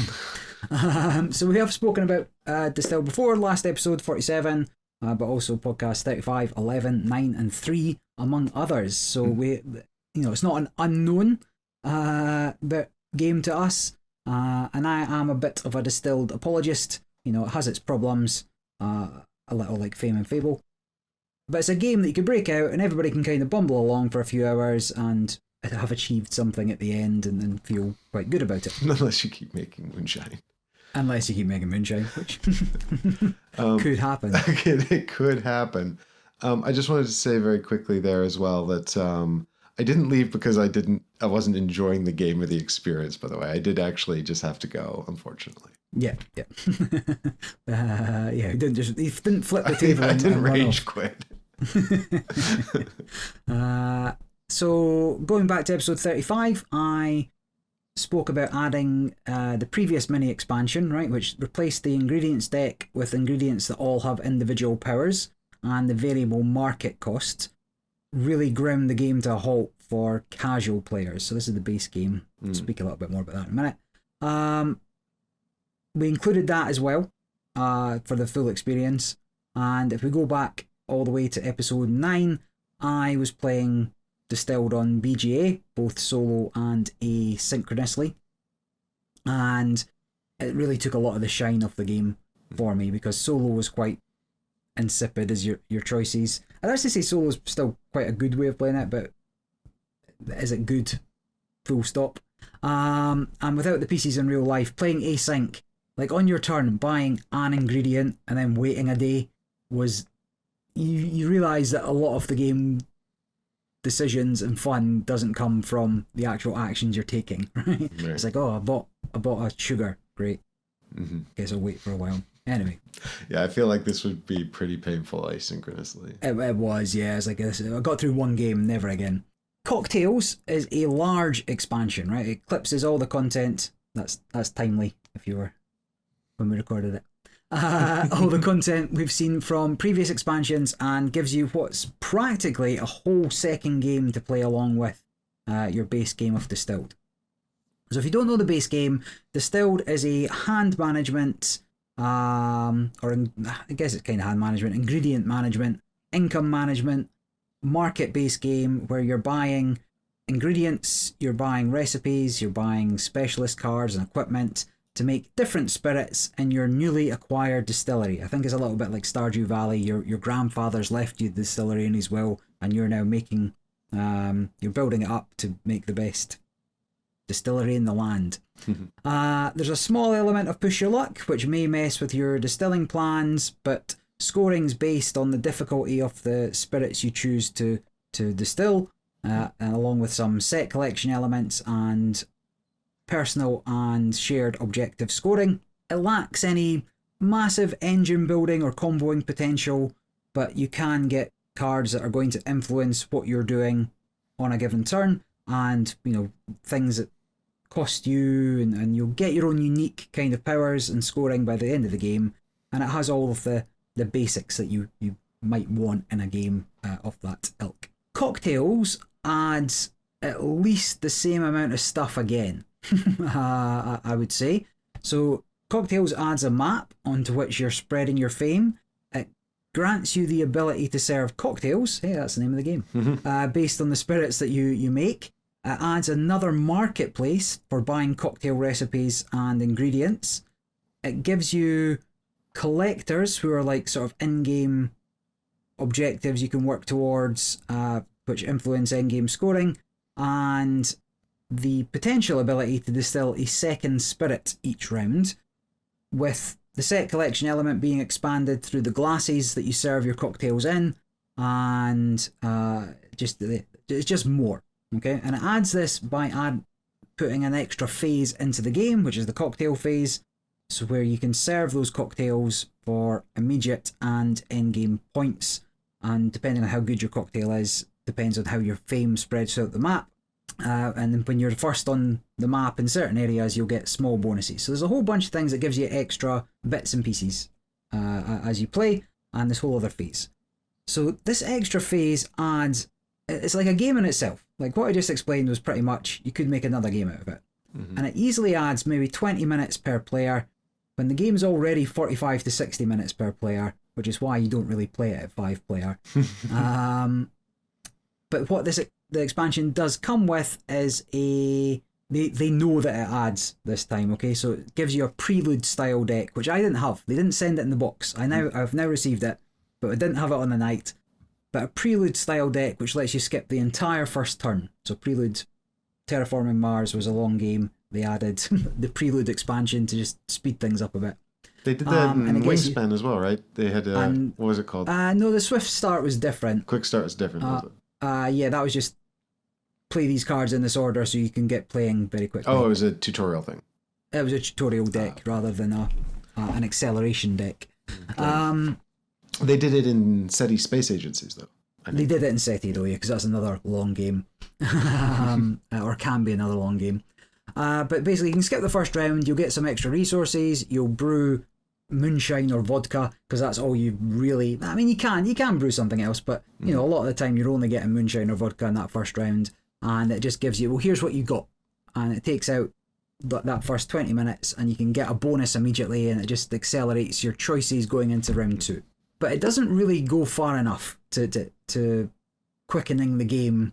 Taking out a round, even though it can, out of 7, might seem like a lot, but you're doing the least in that first round anyway, and so that's only condensing the game by less than 10% rather than, you know, the 12 or 13% that taking a round out might have.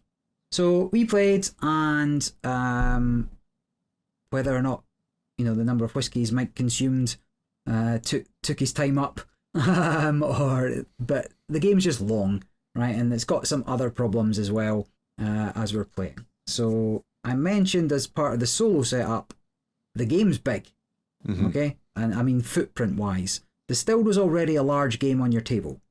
The markets, the tokens, every player's got their own quite large distillery board. There's other cards that have to come out. You can't play it on a small table. And the new elements practically double that. Mm-hmm. So at 4 players, I've got like a 2 meter by 1 meter table, which I could extend, but you know that was covered, right? And actually, by the time we've actually got our drinks on the table and your snacks and whatnot, you're using all that space up. A lot of people aren't going to have a huge amount of space to play this easily. Yeah. So it's something to consider. You could get like a jigsaw puzzle board or something and add to it, but you need to be able to see all the cards. You need to be able to see 4 or 5 different marketplaces. You need to be able to see the objectives. It's good to see what labels are left, because there's a restriction to the amount of each individual spirit that can be distilled before those are no longer available. It's a large thing. You need to see what's on the map. You need to be able to see the cocktails. You need to see what ingredients are in the cocktail thing, and what those collectors are wanting. Those collectors are probably the worst part of it, because they're quite small cards. They've got 2 objectives on each of them, which are hidden behind the sort of little token as well. It's very difficult to see what's going on across the whole range of the board, and you cannot parse that in a glance. And of course, all these markets are rotating as well. So by the time it comes back to you, things will have changed as well. So keeping on top of it all is a problem. I'm not complaining just about the size of it, but the actual playability that the size stifles by being so large. For the people that care about that stuff as well, it's lots of little boards. You know, there's like Barry had a nice mat for the marketplaces, but there was a neoprene mat. It's not in the box, it's an add-on. So if you don't have that, you're going to have lots of sort of markets on the table, which are loose cards, and then you're going to have lots of boards, little boards as well. So you need a lot of space, and it's not really well telegraphed where anything should go. To its advantage, that means you can put them anywhere, but there's no good solution that would let 5 players see all of those markets easily. And they some come on little boards that you can maybe hand to them, but then it just gets fiddly, you know, like you don't want to be handing a marketplace at a time to a player just so they can see what's on it when they're at the other end of the table. And then my biggest gripe really is that this whole cocktails expansion is bolted on rather than integrated. You're still going through everything that you're going through in the base game. You're collecting your ingredients, you're buying your upgrades, you're making your spirits. Then you're looking at the cocktails, you're looking at the map, you're looking at the collectors. It adds in these 3 or 4 extra mechanisms, and the only connection between the two is that the cocktails use the spirits that you've distilled. So you could have to make a cocktail out of a fruit spirit, so you must distill a fruit spirit to make that cocktail. But in addition to that, you still need all the ingredients that go in the cocktail, not just the spirit. And there's 2 levels of that. You can make a nice one or a not so nice one. The nicer ones you make, the more fame you can spread on the board. Fewer ingredients are needed for the cheaper one. And really, that's the disconnect, right? Other than the fact you've got that spirit that you have brewed, but that's one game. Distilled was a complete game. now you're doing this other thing with that spirit, and it's just an additional element. The prelude cards give me a solution there, right? Each round there should be some degree of, you could draft something that you make that round to give you the spirit label, and you could cut out the whole of Distilled and still play the cocktail part of the game. And that's how like sort of disconnected it is, to some degree at least. Well, and like, you know, the thing is, I'm not necessarily the thing about Distilled. Just you know, I've got points to make, but I'll let you finish your parts first. I think. You sure? Yeah. Well, I just wanted to mention as well, like, so the map is like it seems like a whole separate system, but there's a mechanism to get you onto the map, and then once you're on the map, so you've got to unlock the tokens that you put out. And then you get to put out the tokens, and then they've got to be contiguous. And then you're playing like an area control game for different areas, but you're getting little bonuses where you put the tokens. And it's just, none of it's just like, the game wants you to sort of evaluate this stuff. And I was kind of like, I'm finding this core puzzle of where am I going to get money? How am I going to ramp up my distillery enough? All of this other stuff feels like extra that's sort of taking up my time and resources, and I'm not really sure of the value of. Yeah, and we did think originally, because of that, Distilled was quite a tight game money-wise at the start. And I think all of us kind of looked at it and it's like, well, how are we ever going to get enough to get those cocktails made and on the board and start doing this thing? I think most of us are like, well, I'll maybe engage with that board if I get the opportunity, but I'm not going to do that at the start because you can't, really. You don't have enough going on that would allow you to make the purchases of the cocktails, to have the right spirits, and to get the ingredients for the cocktails to put on the board. But as the game did progress, by the time we got to the end, I actually got all of my tokens down in the end. And so the game does scale up, but it's asking you up front to look at this when really, you know, it's only halfway through the game that you're going to be doing a lot with it, or anything more significant with it. And some players didn't really engage with it too much. They made 3 or 4 cocktails, just enough to get on the board and pick up sort of 3-6 points. Well, again, the cocktails offer you sort of like so many different things because you've got like because it's sort of all integrated up there, and the cocktails are what get you the tokens, which let you go onto the map. And getting onto the map is going to award you points based on whether you have majorities in the different continents. But then each of the cocktails also comes in a glass. And if you collect different glasses, then they're going to multiply by the number of tokens you've put out, not the area control on the map board. and that's going to get you additional scoring. And so it's all of these sort of little systems that all work very similarly, but also slightly differently. And it feels quite inelegant. And also there's a ludonarrative disconnect where, like, if you know anything about running a bar, you know that the glasses are simultaneously really important and also totally unimportant, right? Like, you know, if you want to talk to a serious cocktail person about, like, you know, the value of a different glass at a different time, they will be able to talk your ear off about why it's important. But I don't understand in the context of this game why collecting different glasses is important. Because that's not what's important. What's important is having the right glass for the right cocktail, not collecting a slew of different ones, right? You know, and I don't know if this is like thematically trying to lead into having a diverse portfolio of cocktails within my, you know, corporate offering. I don't know what it's trying to tell me, you know, but again, like if I know anything about distilleries, I know that, you know, at the end of the day, it doesn't make any sense. No, but that carries through from the base game where having bottles from same or different regions scores you. Like, why would having... Listen, and we can get into that, but let me let you finish your points before we start deconstructing that. So, I mean, going back to like Fame and Fable, what I mentioned earlier, Distilled's quite similar in that what you're doing seems to matter less than doing something. To a degree, right? You'll very rarely change your distilling plans to ensure that you can get a certain cocktail on the cocktail board, because you can't really focus on that. The cocktails have to come secondary to your main distilling. And there's always something there that you can take. Usually, right? Whether that's, none of us were really going heavy on aged spirits in the game, but there was always a cocktail that was available that we could fulfill when it came time to doing cocktails. So you're just really substituting what's there. It might not have been the perfect one for you, but you would still do it and you'd still get something for it. The expansion does have a few things going for it. There's a couple of good ideas. The first being able to distill a second drink each round. In previous podcasts you've spoken about you felt restricted by just being able to do one. Now there is a risk with having your second distillery and a cost.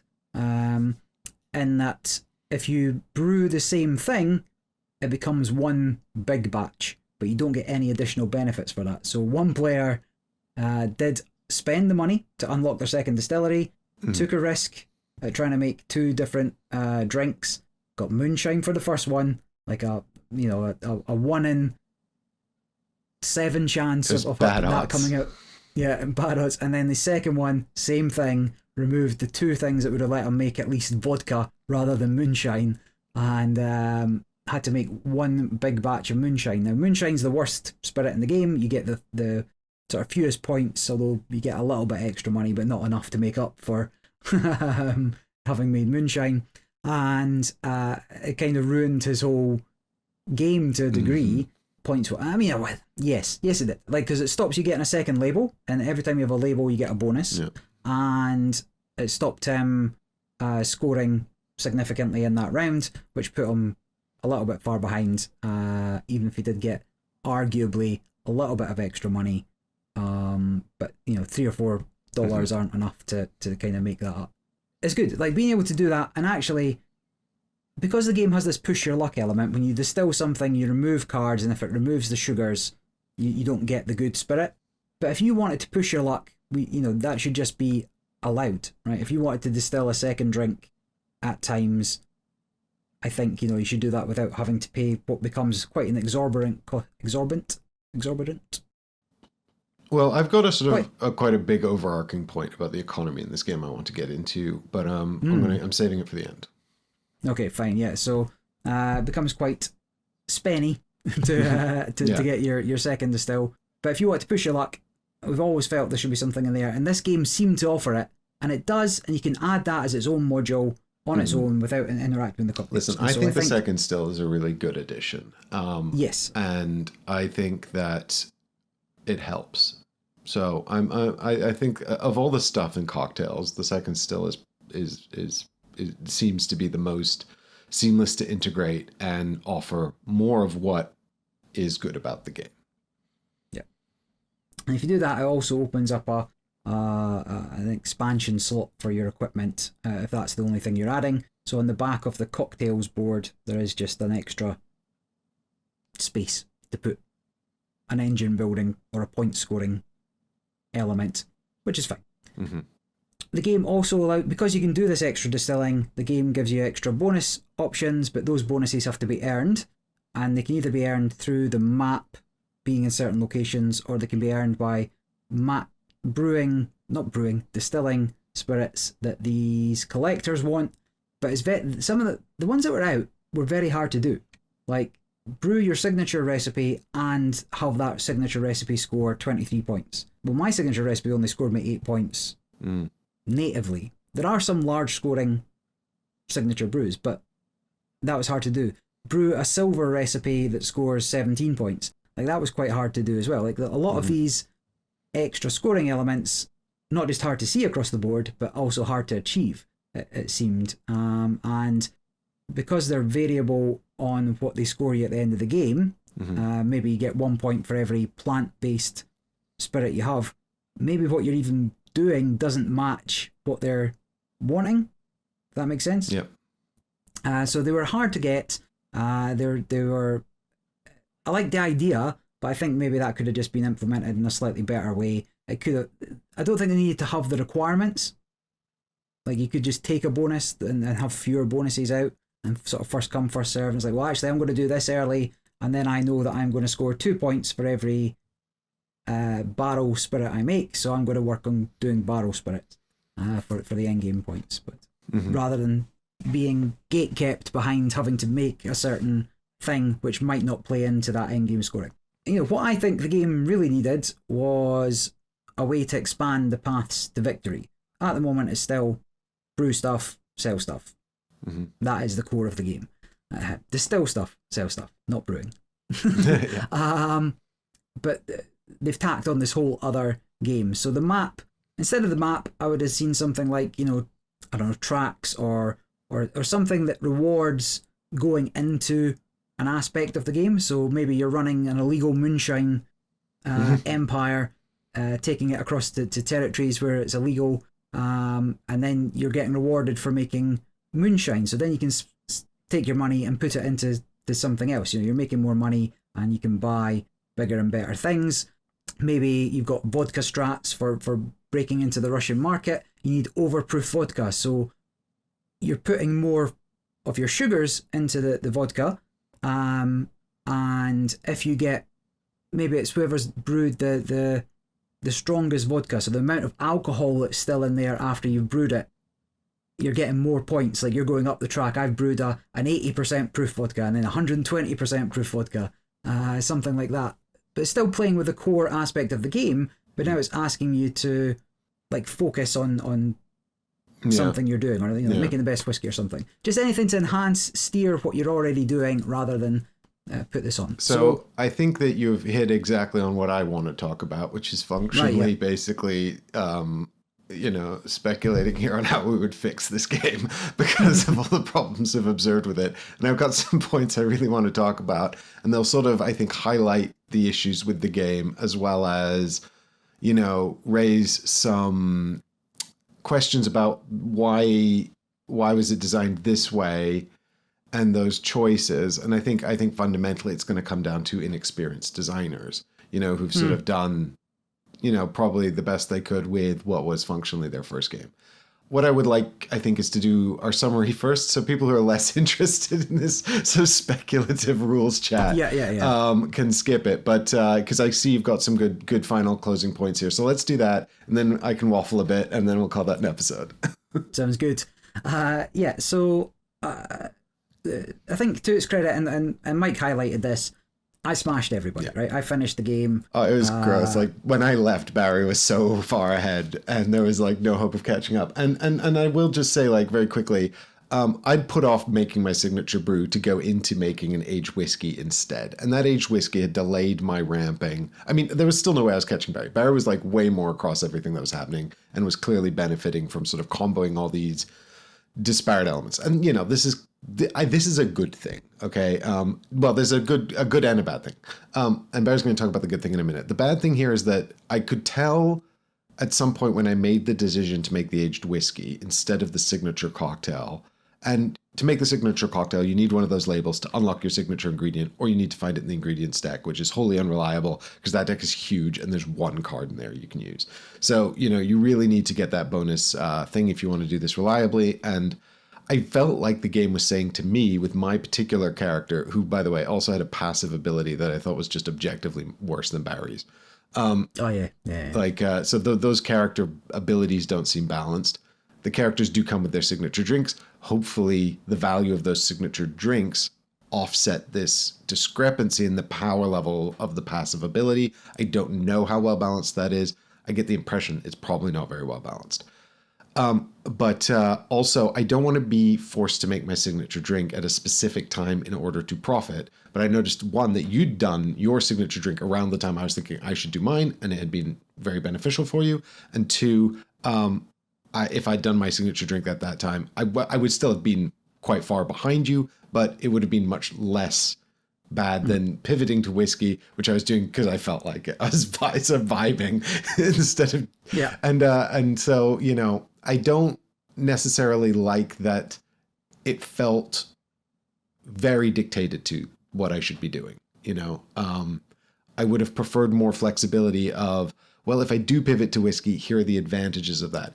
And I think that these strategies are dictated both by the character I'd chosen and sort of like my signature drink being particularly less valuable. So all the spirits have points values, right? And that's one of your main ways of getting points, especially in the core game. Obviously, the expansions all offer additional sort of ways to find points everywhere.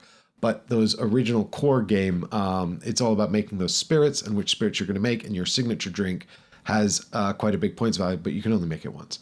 But it could be a big boost, but you need to get that specific label. Anyway, the point... So if your signature drink has a lower points value, it may not be worth making later on when you have unlocked more valuable spirits, right? So if you are going to make it, you probably want to do it when those points is good value, return on investment for your ingredients and your time. Specifically your time, because you only get to make so many spirits over the course of the game. However, there are also all of the public objectives, and now there's all of the, what are they called? The spirit tasters. Collectors. The collectors, right? All of these things are functionally just public objectives dictating what you should be doing and when you should be doing it in order to... They're first come, first served objectives. If you both score it in the same round, you share the points. So Barry got a huge amount of points by scoring all of those earlier than the rest of us, right? Because Barry ramped better, because Barry is more across the game and could find all those interworking combos. And that's a good thing, right? That's a skill curve, and that's rewarding repeated plays and experience, and that's all very positive. But at the same time, missing out on those is obviously a bummer, but I'm not bothered about that. What I dislike about them specifically is that it feels like fulfilling those criteria are now essential to winning. We can't let Barry get them all, but furthermore, also, again, they're further dictating how I have to play. And it felt like there were too many of them, Yeah. It's like a fine balance. I'm thinking about Freya's Swamp, which is one we've been talking about recently, where there are public objectives. They are first come, first served, but you don't necessarily need to do them, because if you're ignoring them to focus on the endgame scoring criteria, you can make up that deficit, so they're less dictatorial. I don't know, because I didn't get to stay for endgame, so I don't know how dictatorial these public objectives were in this game, but certainly in the moment of playing, they felt incredibly consequential, and like I really had messed up by not focusing on getting them while I could. Yeah.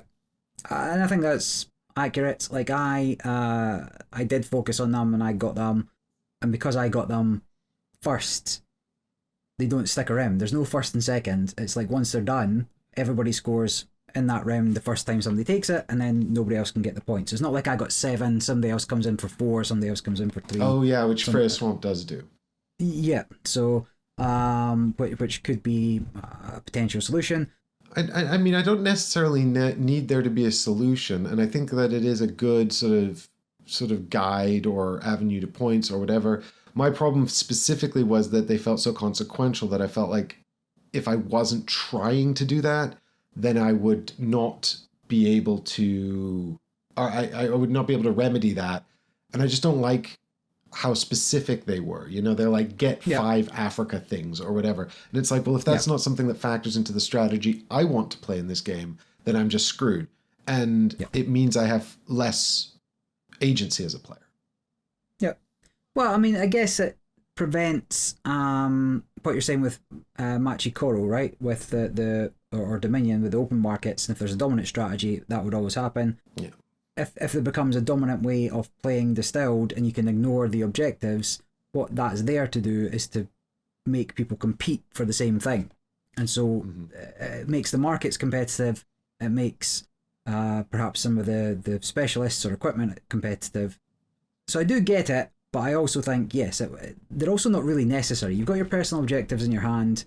I don't think the public objectives add a huge amount necessarily, but that's a base game issue. But yes, had people been able to compete with me on the objectives, I wouldn't have been as smashing it, because I think I ended up with 20 odd points out of that nobody else got.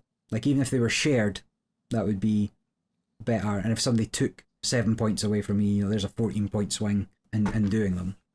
But yes, I say, you know, there is clearly, you know, I was the guy that's played the game the most. I'm the guy that's on top of the rules. I was the guy that's seen behind the curtain on the online versions.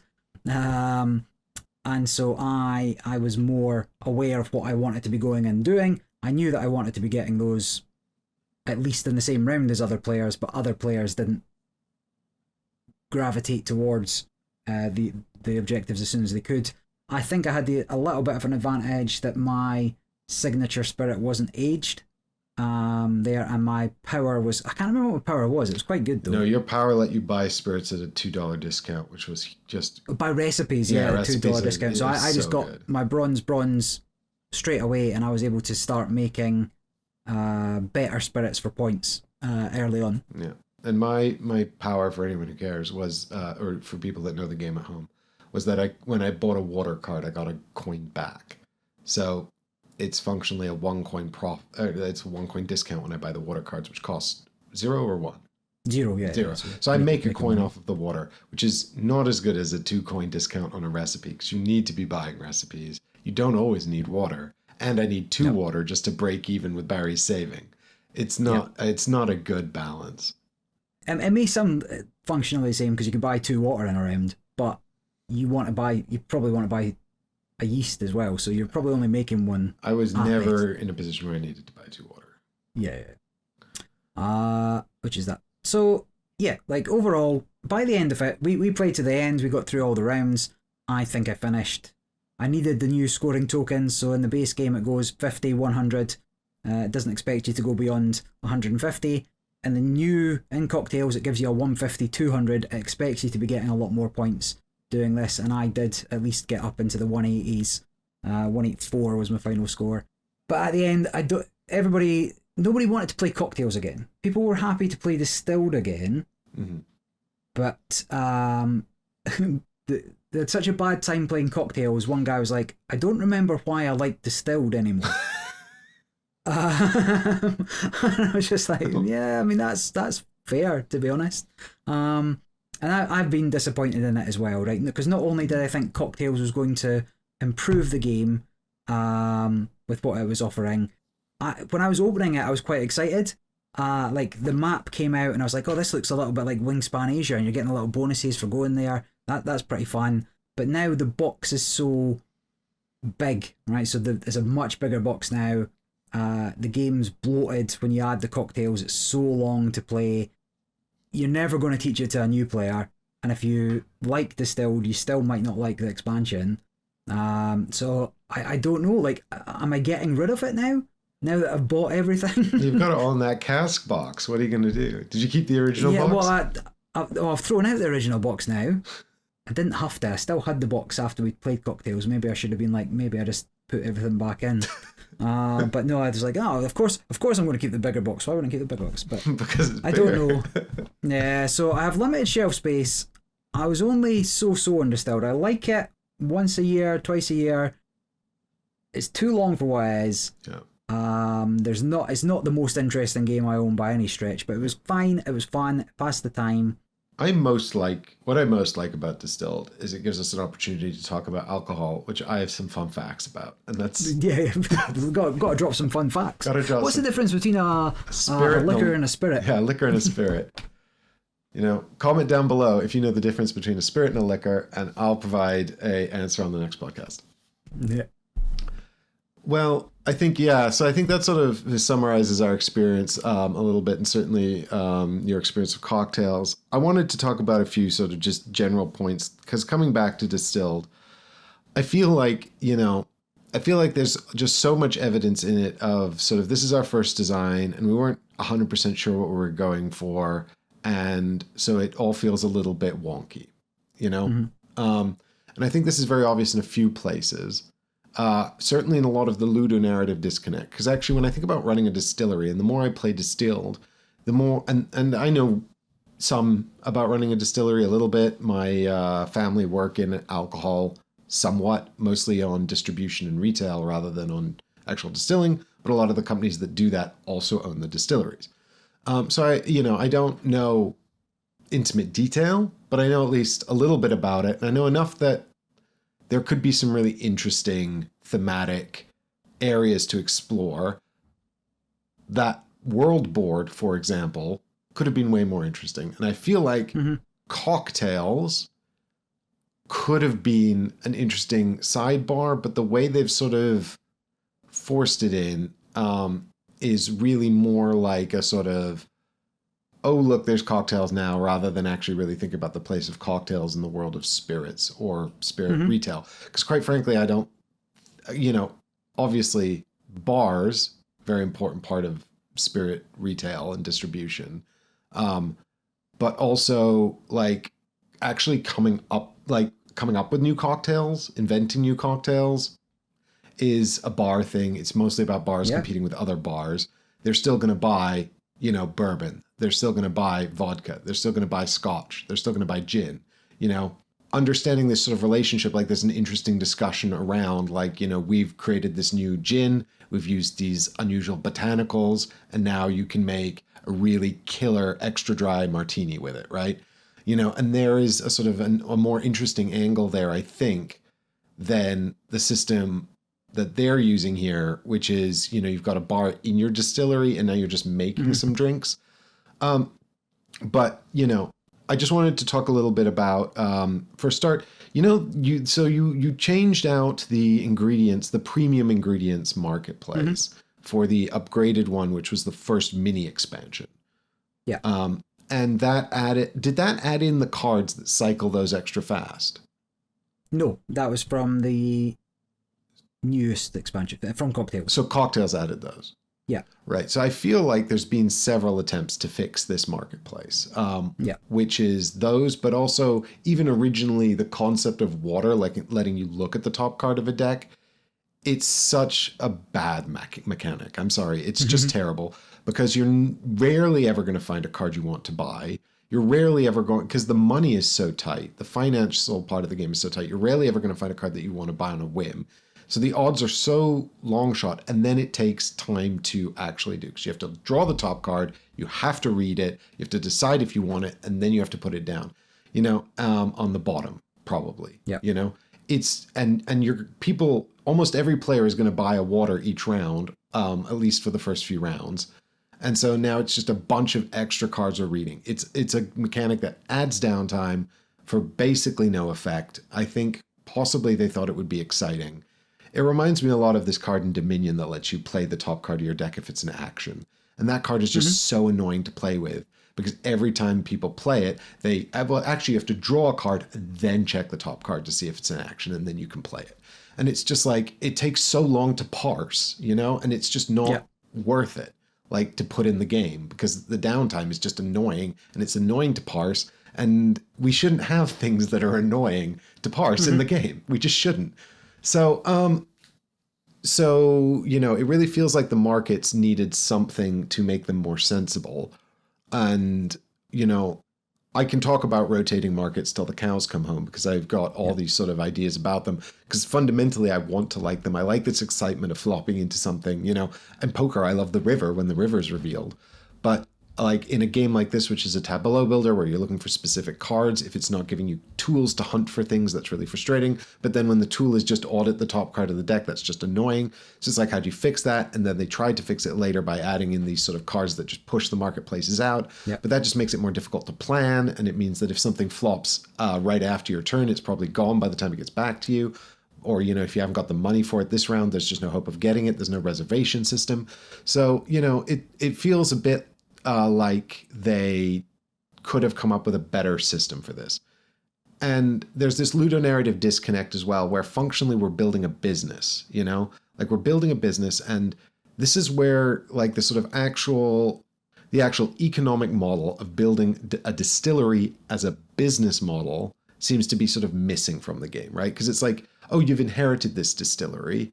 Well, then you shouldn't actually have to do any work, because if you've inherited a working distillery, then it will have a whole bunch of drinks that it already makes. They'll already be on the market. They'll be recognizable brands and people will be buying them. You know, so you're not looking at inventing things from scratch. So inheriting a working distillery doesn't make any sense at all, right? If you're building the business from scratch like you are in the game. In the game is like, you can't make anything, but also you've inherited a working distillery. This is more like my uncle built a distillery and never operated it. He died before he could turn it on, and now you've got to turn it on, right? Okay, so we fixed that premise, fine. Now you've got to turn on the distillery. But then there's this second ludonarrative disconnect where all the spirits are worth points, and they get worth more points the more fancy they are, right? Like you make an aged whiskey, it's going to be worth more points. You make I can't remember the exact distribution. But like functionally, moonshine and vodka, they're the most basic, and they give you like $1 when you make them. And everything else only gives you money based on the number of cards you put in, right? So there's this economic model in the game where you put a bunch of cards into a drink and it gets worth more money, right? I don't understand why the game just didn't wrap points and money into the same system, you know, where you're at the end of the game, whoever made the most money is the winner. That makes more sense. And furthermore, it makes everything more interesting, because if I've got a lot of money, but I know that spending that money is costing me endgame points, then I think twice about it. Whereas it doesn't make any sense to me that fundamentally I could make more money making a cheap moonshine than I could making like even like one of the higher quality spirits. If I've got fewer cards in the deck when I make that, I'll make less money. Like the moonshine comes with a monetary bonus when you make it anyway, but also if I make a cachaça and I had fewer cards in the deck, then it will be worth less money than the moonshine, right? Yeah.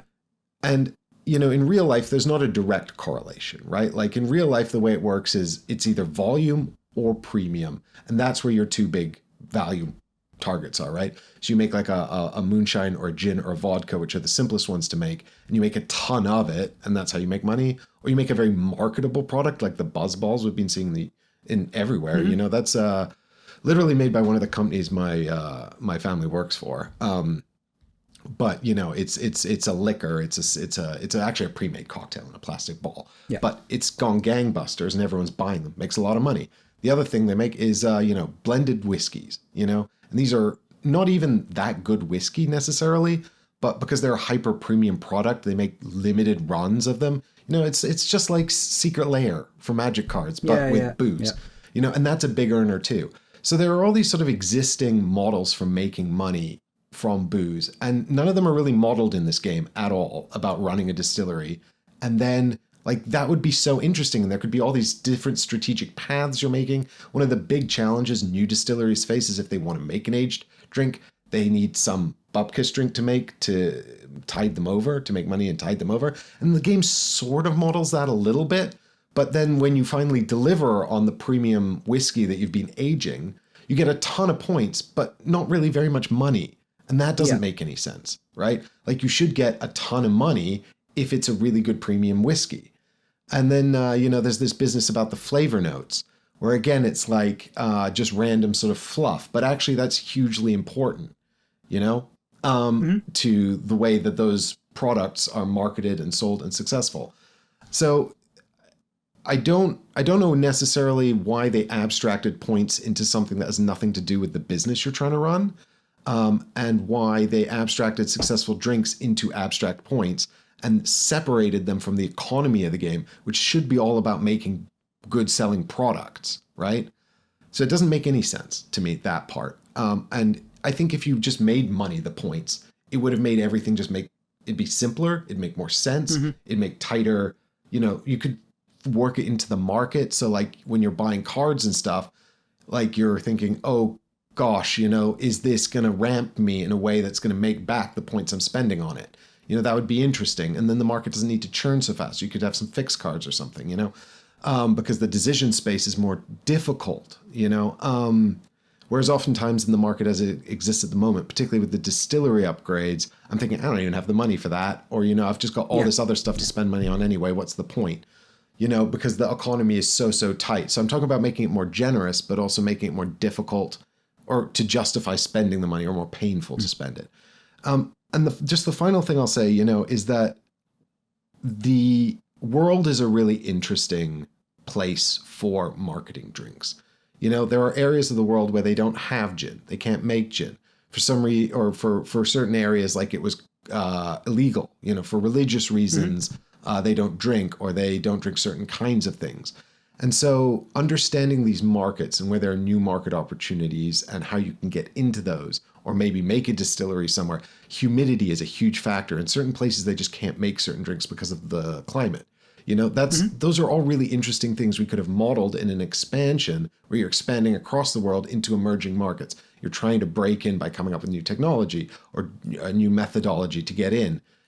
And it doesn't do any of that. Instead, it comes up with this nonsense little board that has nothing to do with anything, and it's just so disappointing because, just a little bit of information, I think, opens up all these really exciting game development ideas that just seem to have been ignored. So that's my rant at the end. I'm done. Fair enough.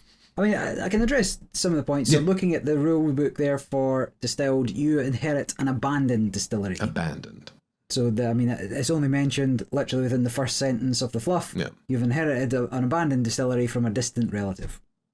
Fine. So that explains why you don't yet produce anything and have to get everything from scratch. Well, that was an easy fix anyway, but yeah, fair enough. That was it. Yeah. And also, whatever. The, you highlighted the rotation of the market and not getting what you want. Of course, taking water, maybe you could look at top 3, but that just adds time again to having to read all the cards to see whether there's something there that's Does water let you look at the top 3? I thought it was just one. No, water lets you look at one. I'm saying you could fix it or attempt to fix it by looking at downtime. That's just more downtime. And similarly, we changed the rotation rules halfway through. So in a 2-player game, you remove 2 cards from the market at the end of every round. In a normal game, you just remove 1. But we were locked into barrels very early on in the items, and just more barrels came out. Everybody was after bottles. We couldn't get bottles to put things in, so we started removing 2 from like round 3 to start cycling through that market quicker to get to the cards that we wanted to see. But we implemented that right after I needed right before I needed a barrel, and then I had to go and poach one with my bonus action. So I mean, the thing is, it's 2 separate points, right? Trying to fix the way the market cycles and again, like those labels, which get you bonuses, get you lots of really potentially powerful bonuses. They're important, right? And so then one of the things they can do is let you poach something out of a discard or get a card from the market for free. But specifically poaching out of the discard. And it's just like, again, it's a sort of a fix for a market that's just not right. Yeah.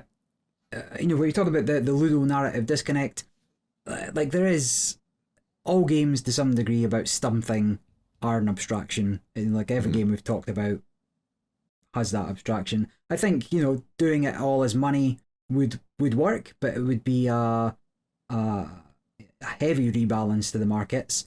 If not a different game. Yeah, no, it's not like a house rule you can just implement. Correct, yeah. So, I get why they've kind of done it, but yes, one of the bigger decisions in the game, I think, is whether you go for an aged spirit and make no money that round.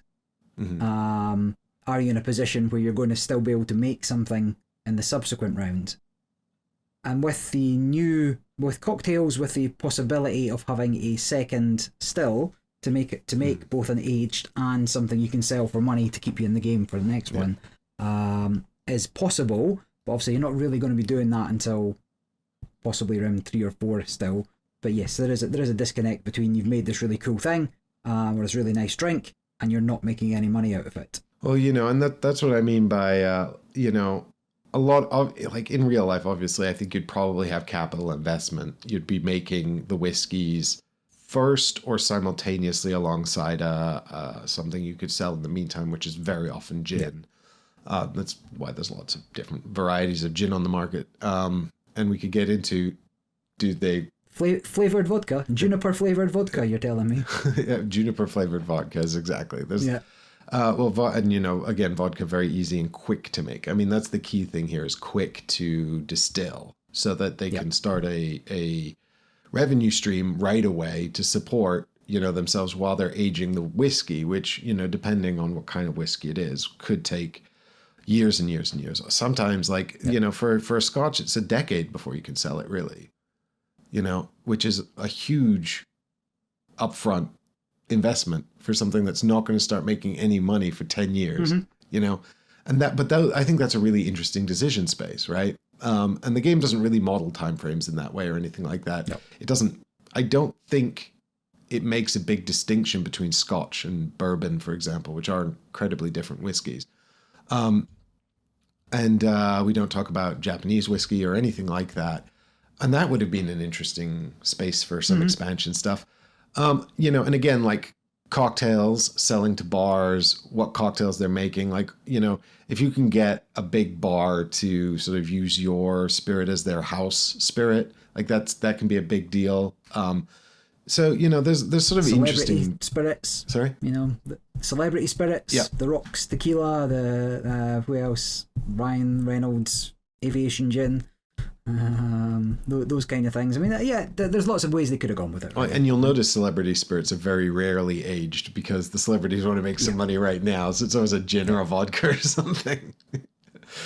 But anyway, I'm just saying, like, I feel a bit like, there's some really nice ideas in Distilled. The theme is really fun. I like the idea of making a drink in the still. I quite like the idea of the success of the drink being determined by the shuffling and removing of the cards, although I'm not sure. I think it might be too consequential.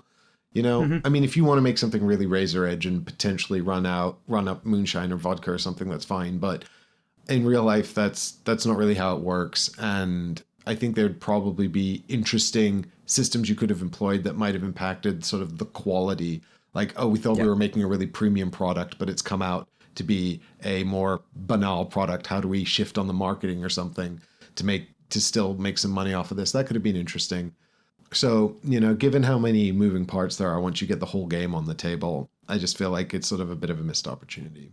Yeah. Well, there is a small batch. So within the Distilled universe, there'll be a new game coming out to stand alone. And perhaps, if that, tackles some of what we've discussed head on, there may be other games where, other options for Distilled like games can come out within that world. So we'll keep an eye on that and see how it goes. But yes, unfortunately, I don't think I'll be getting cocktails to the table anytime soon. But do you want to? Well, you say no, unfortunately. I also don't want to. No, it's unfortunate that it wasn't a better game that everybody wanted to play. Fair enough. Well, then that wraps that review up. Sorry, I guess it ended on a bit of a downer, but on the upside, we had some nice drinks and we had a lovely time. So, the cocktails didn't necessarily bring the time down, except for maybe one player kept making the gin. But that was very, very unlucky.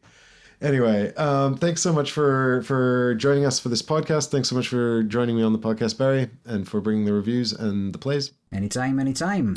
If you've enjoyed this content, please do consider following or subscribing or whatever you can do wherever you're watching it. You can leave us a thumbs up or a comment to engage. Let us know what you know about the alcohol down below.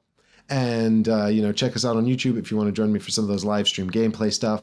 And if you like the content and you fancy supporting it, please do also consider joining the Patreon. You can join the Discord. You can get involved. We'll play games. I'll play games with you if you want to play something on BGA or on TTS for an upcoming Kickstarter, something like that. We always organize that kind of stuff. and we share all the news there as well. It's our preferred way to fund the show. And thanks to everybody who has chosen to support us there. And we'll see you all in the next episode. Bye-bye. Bye.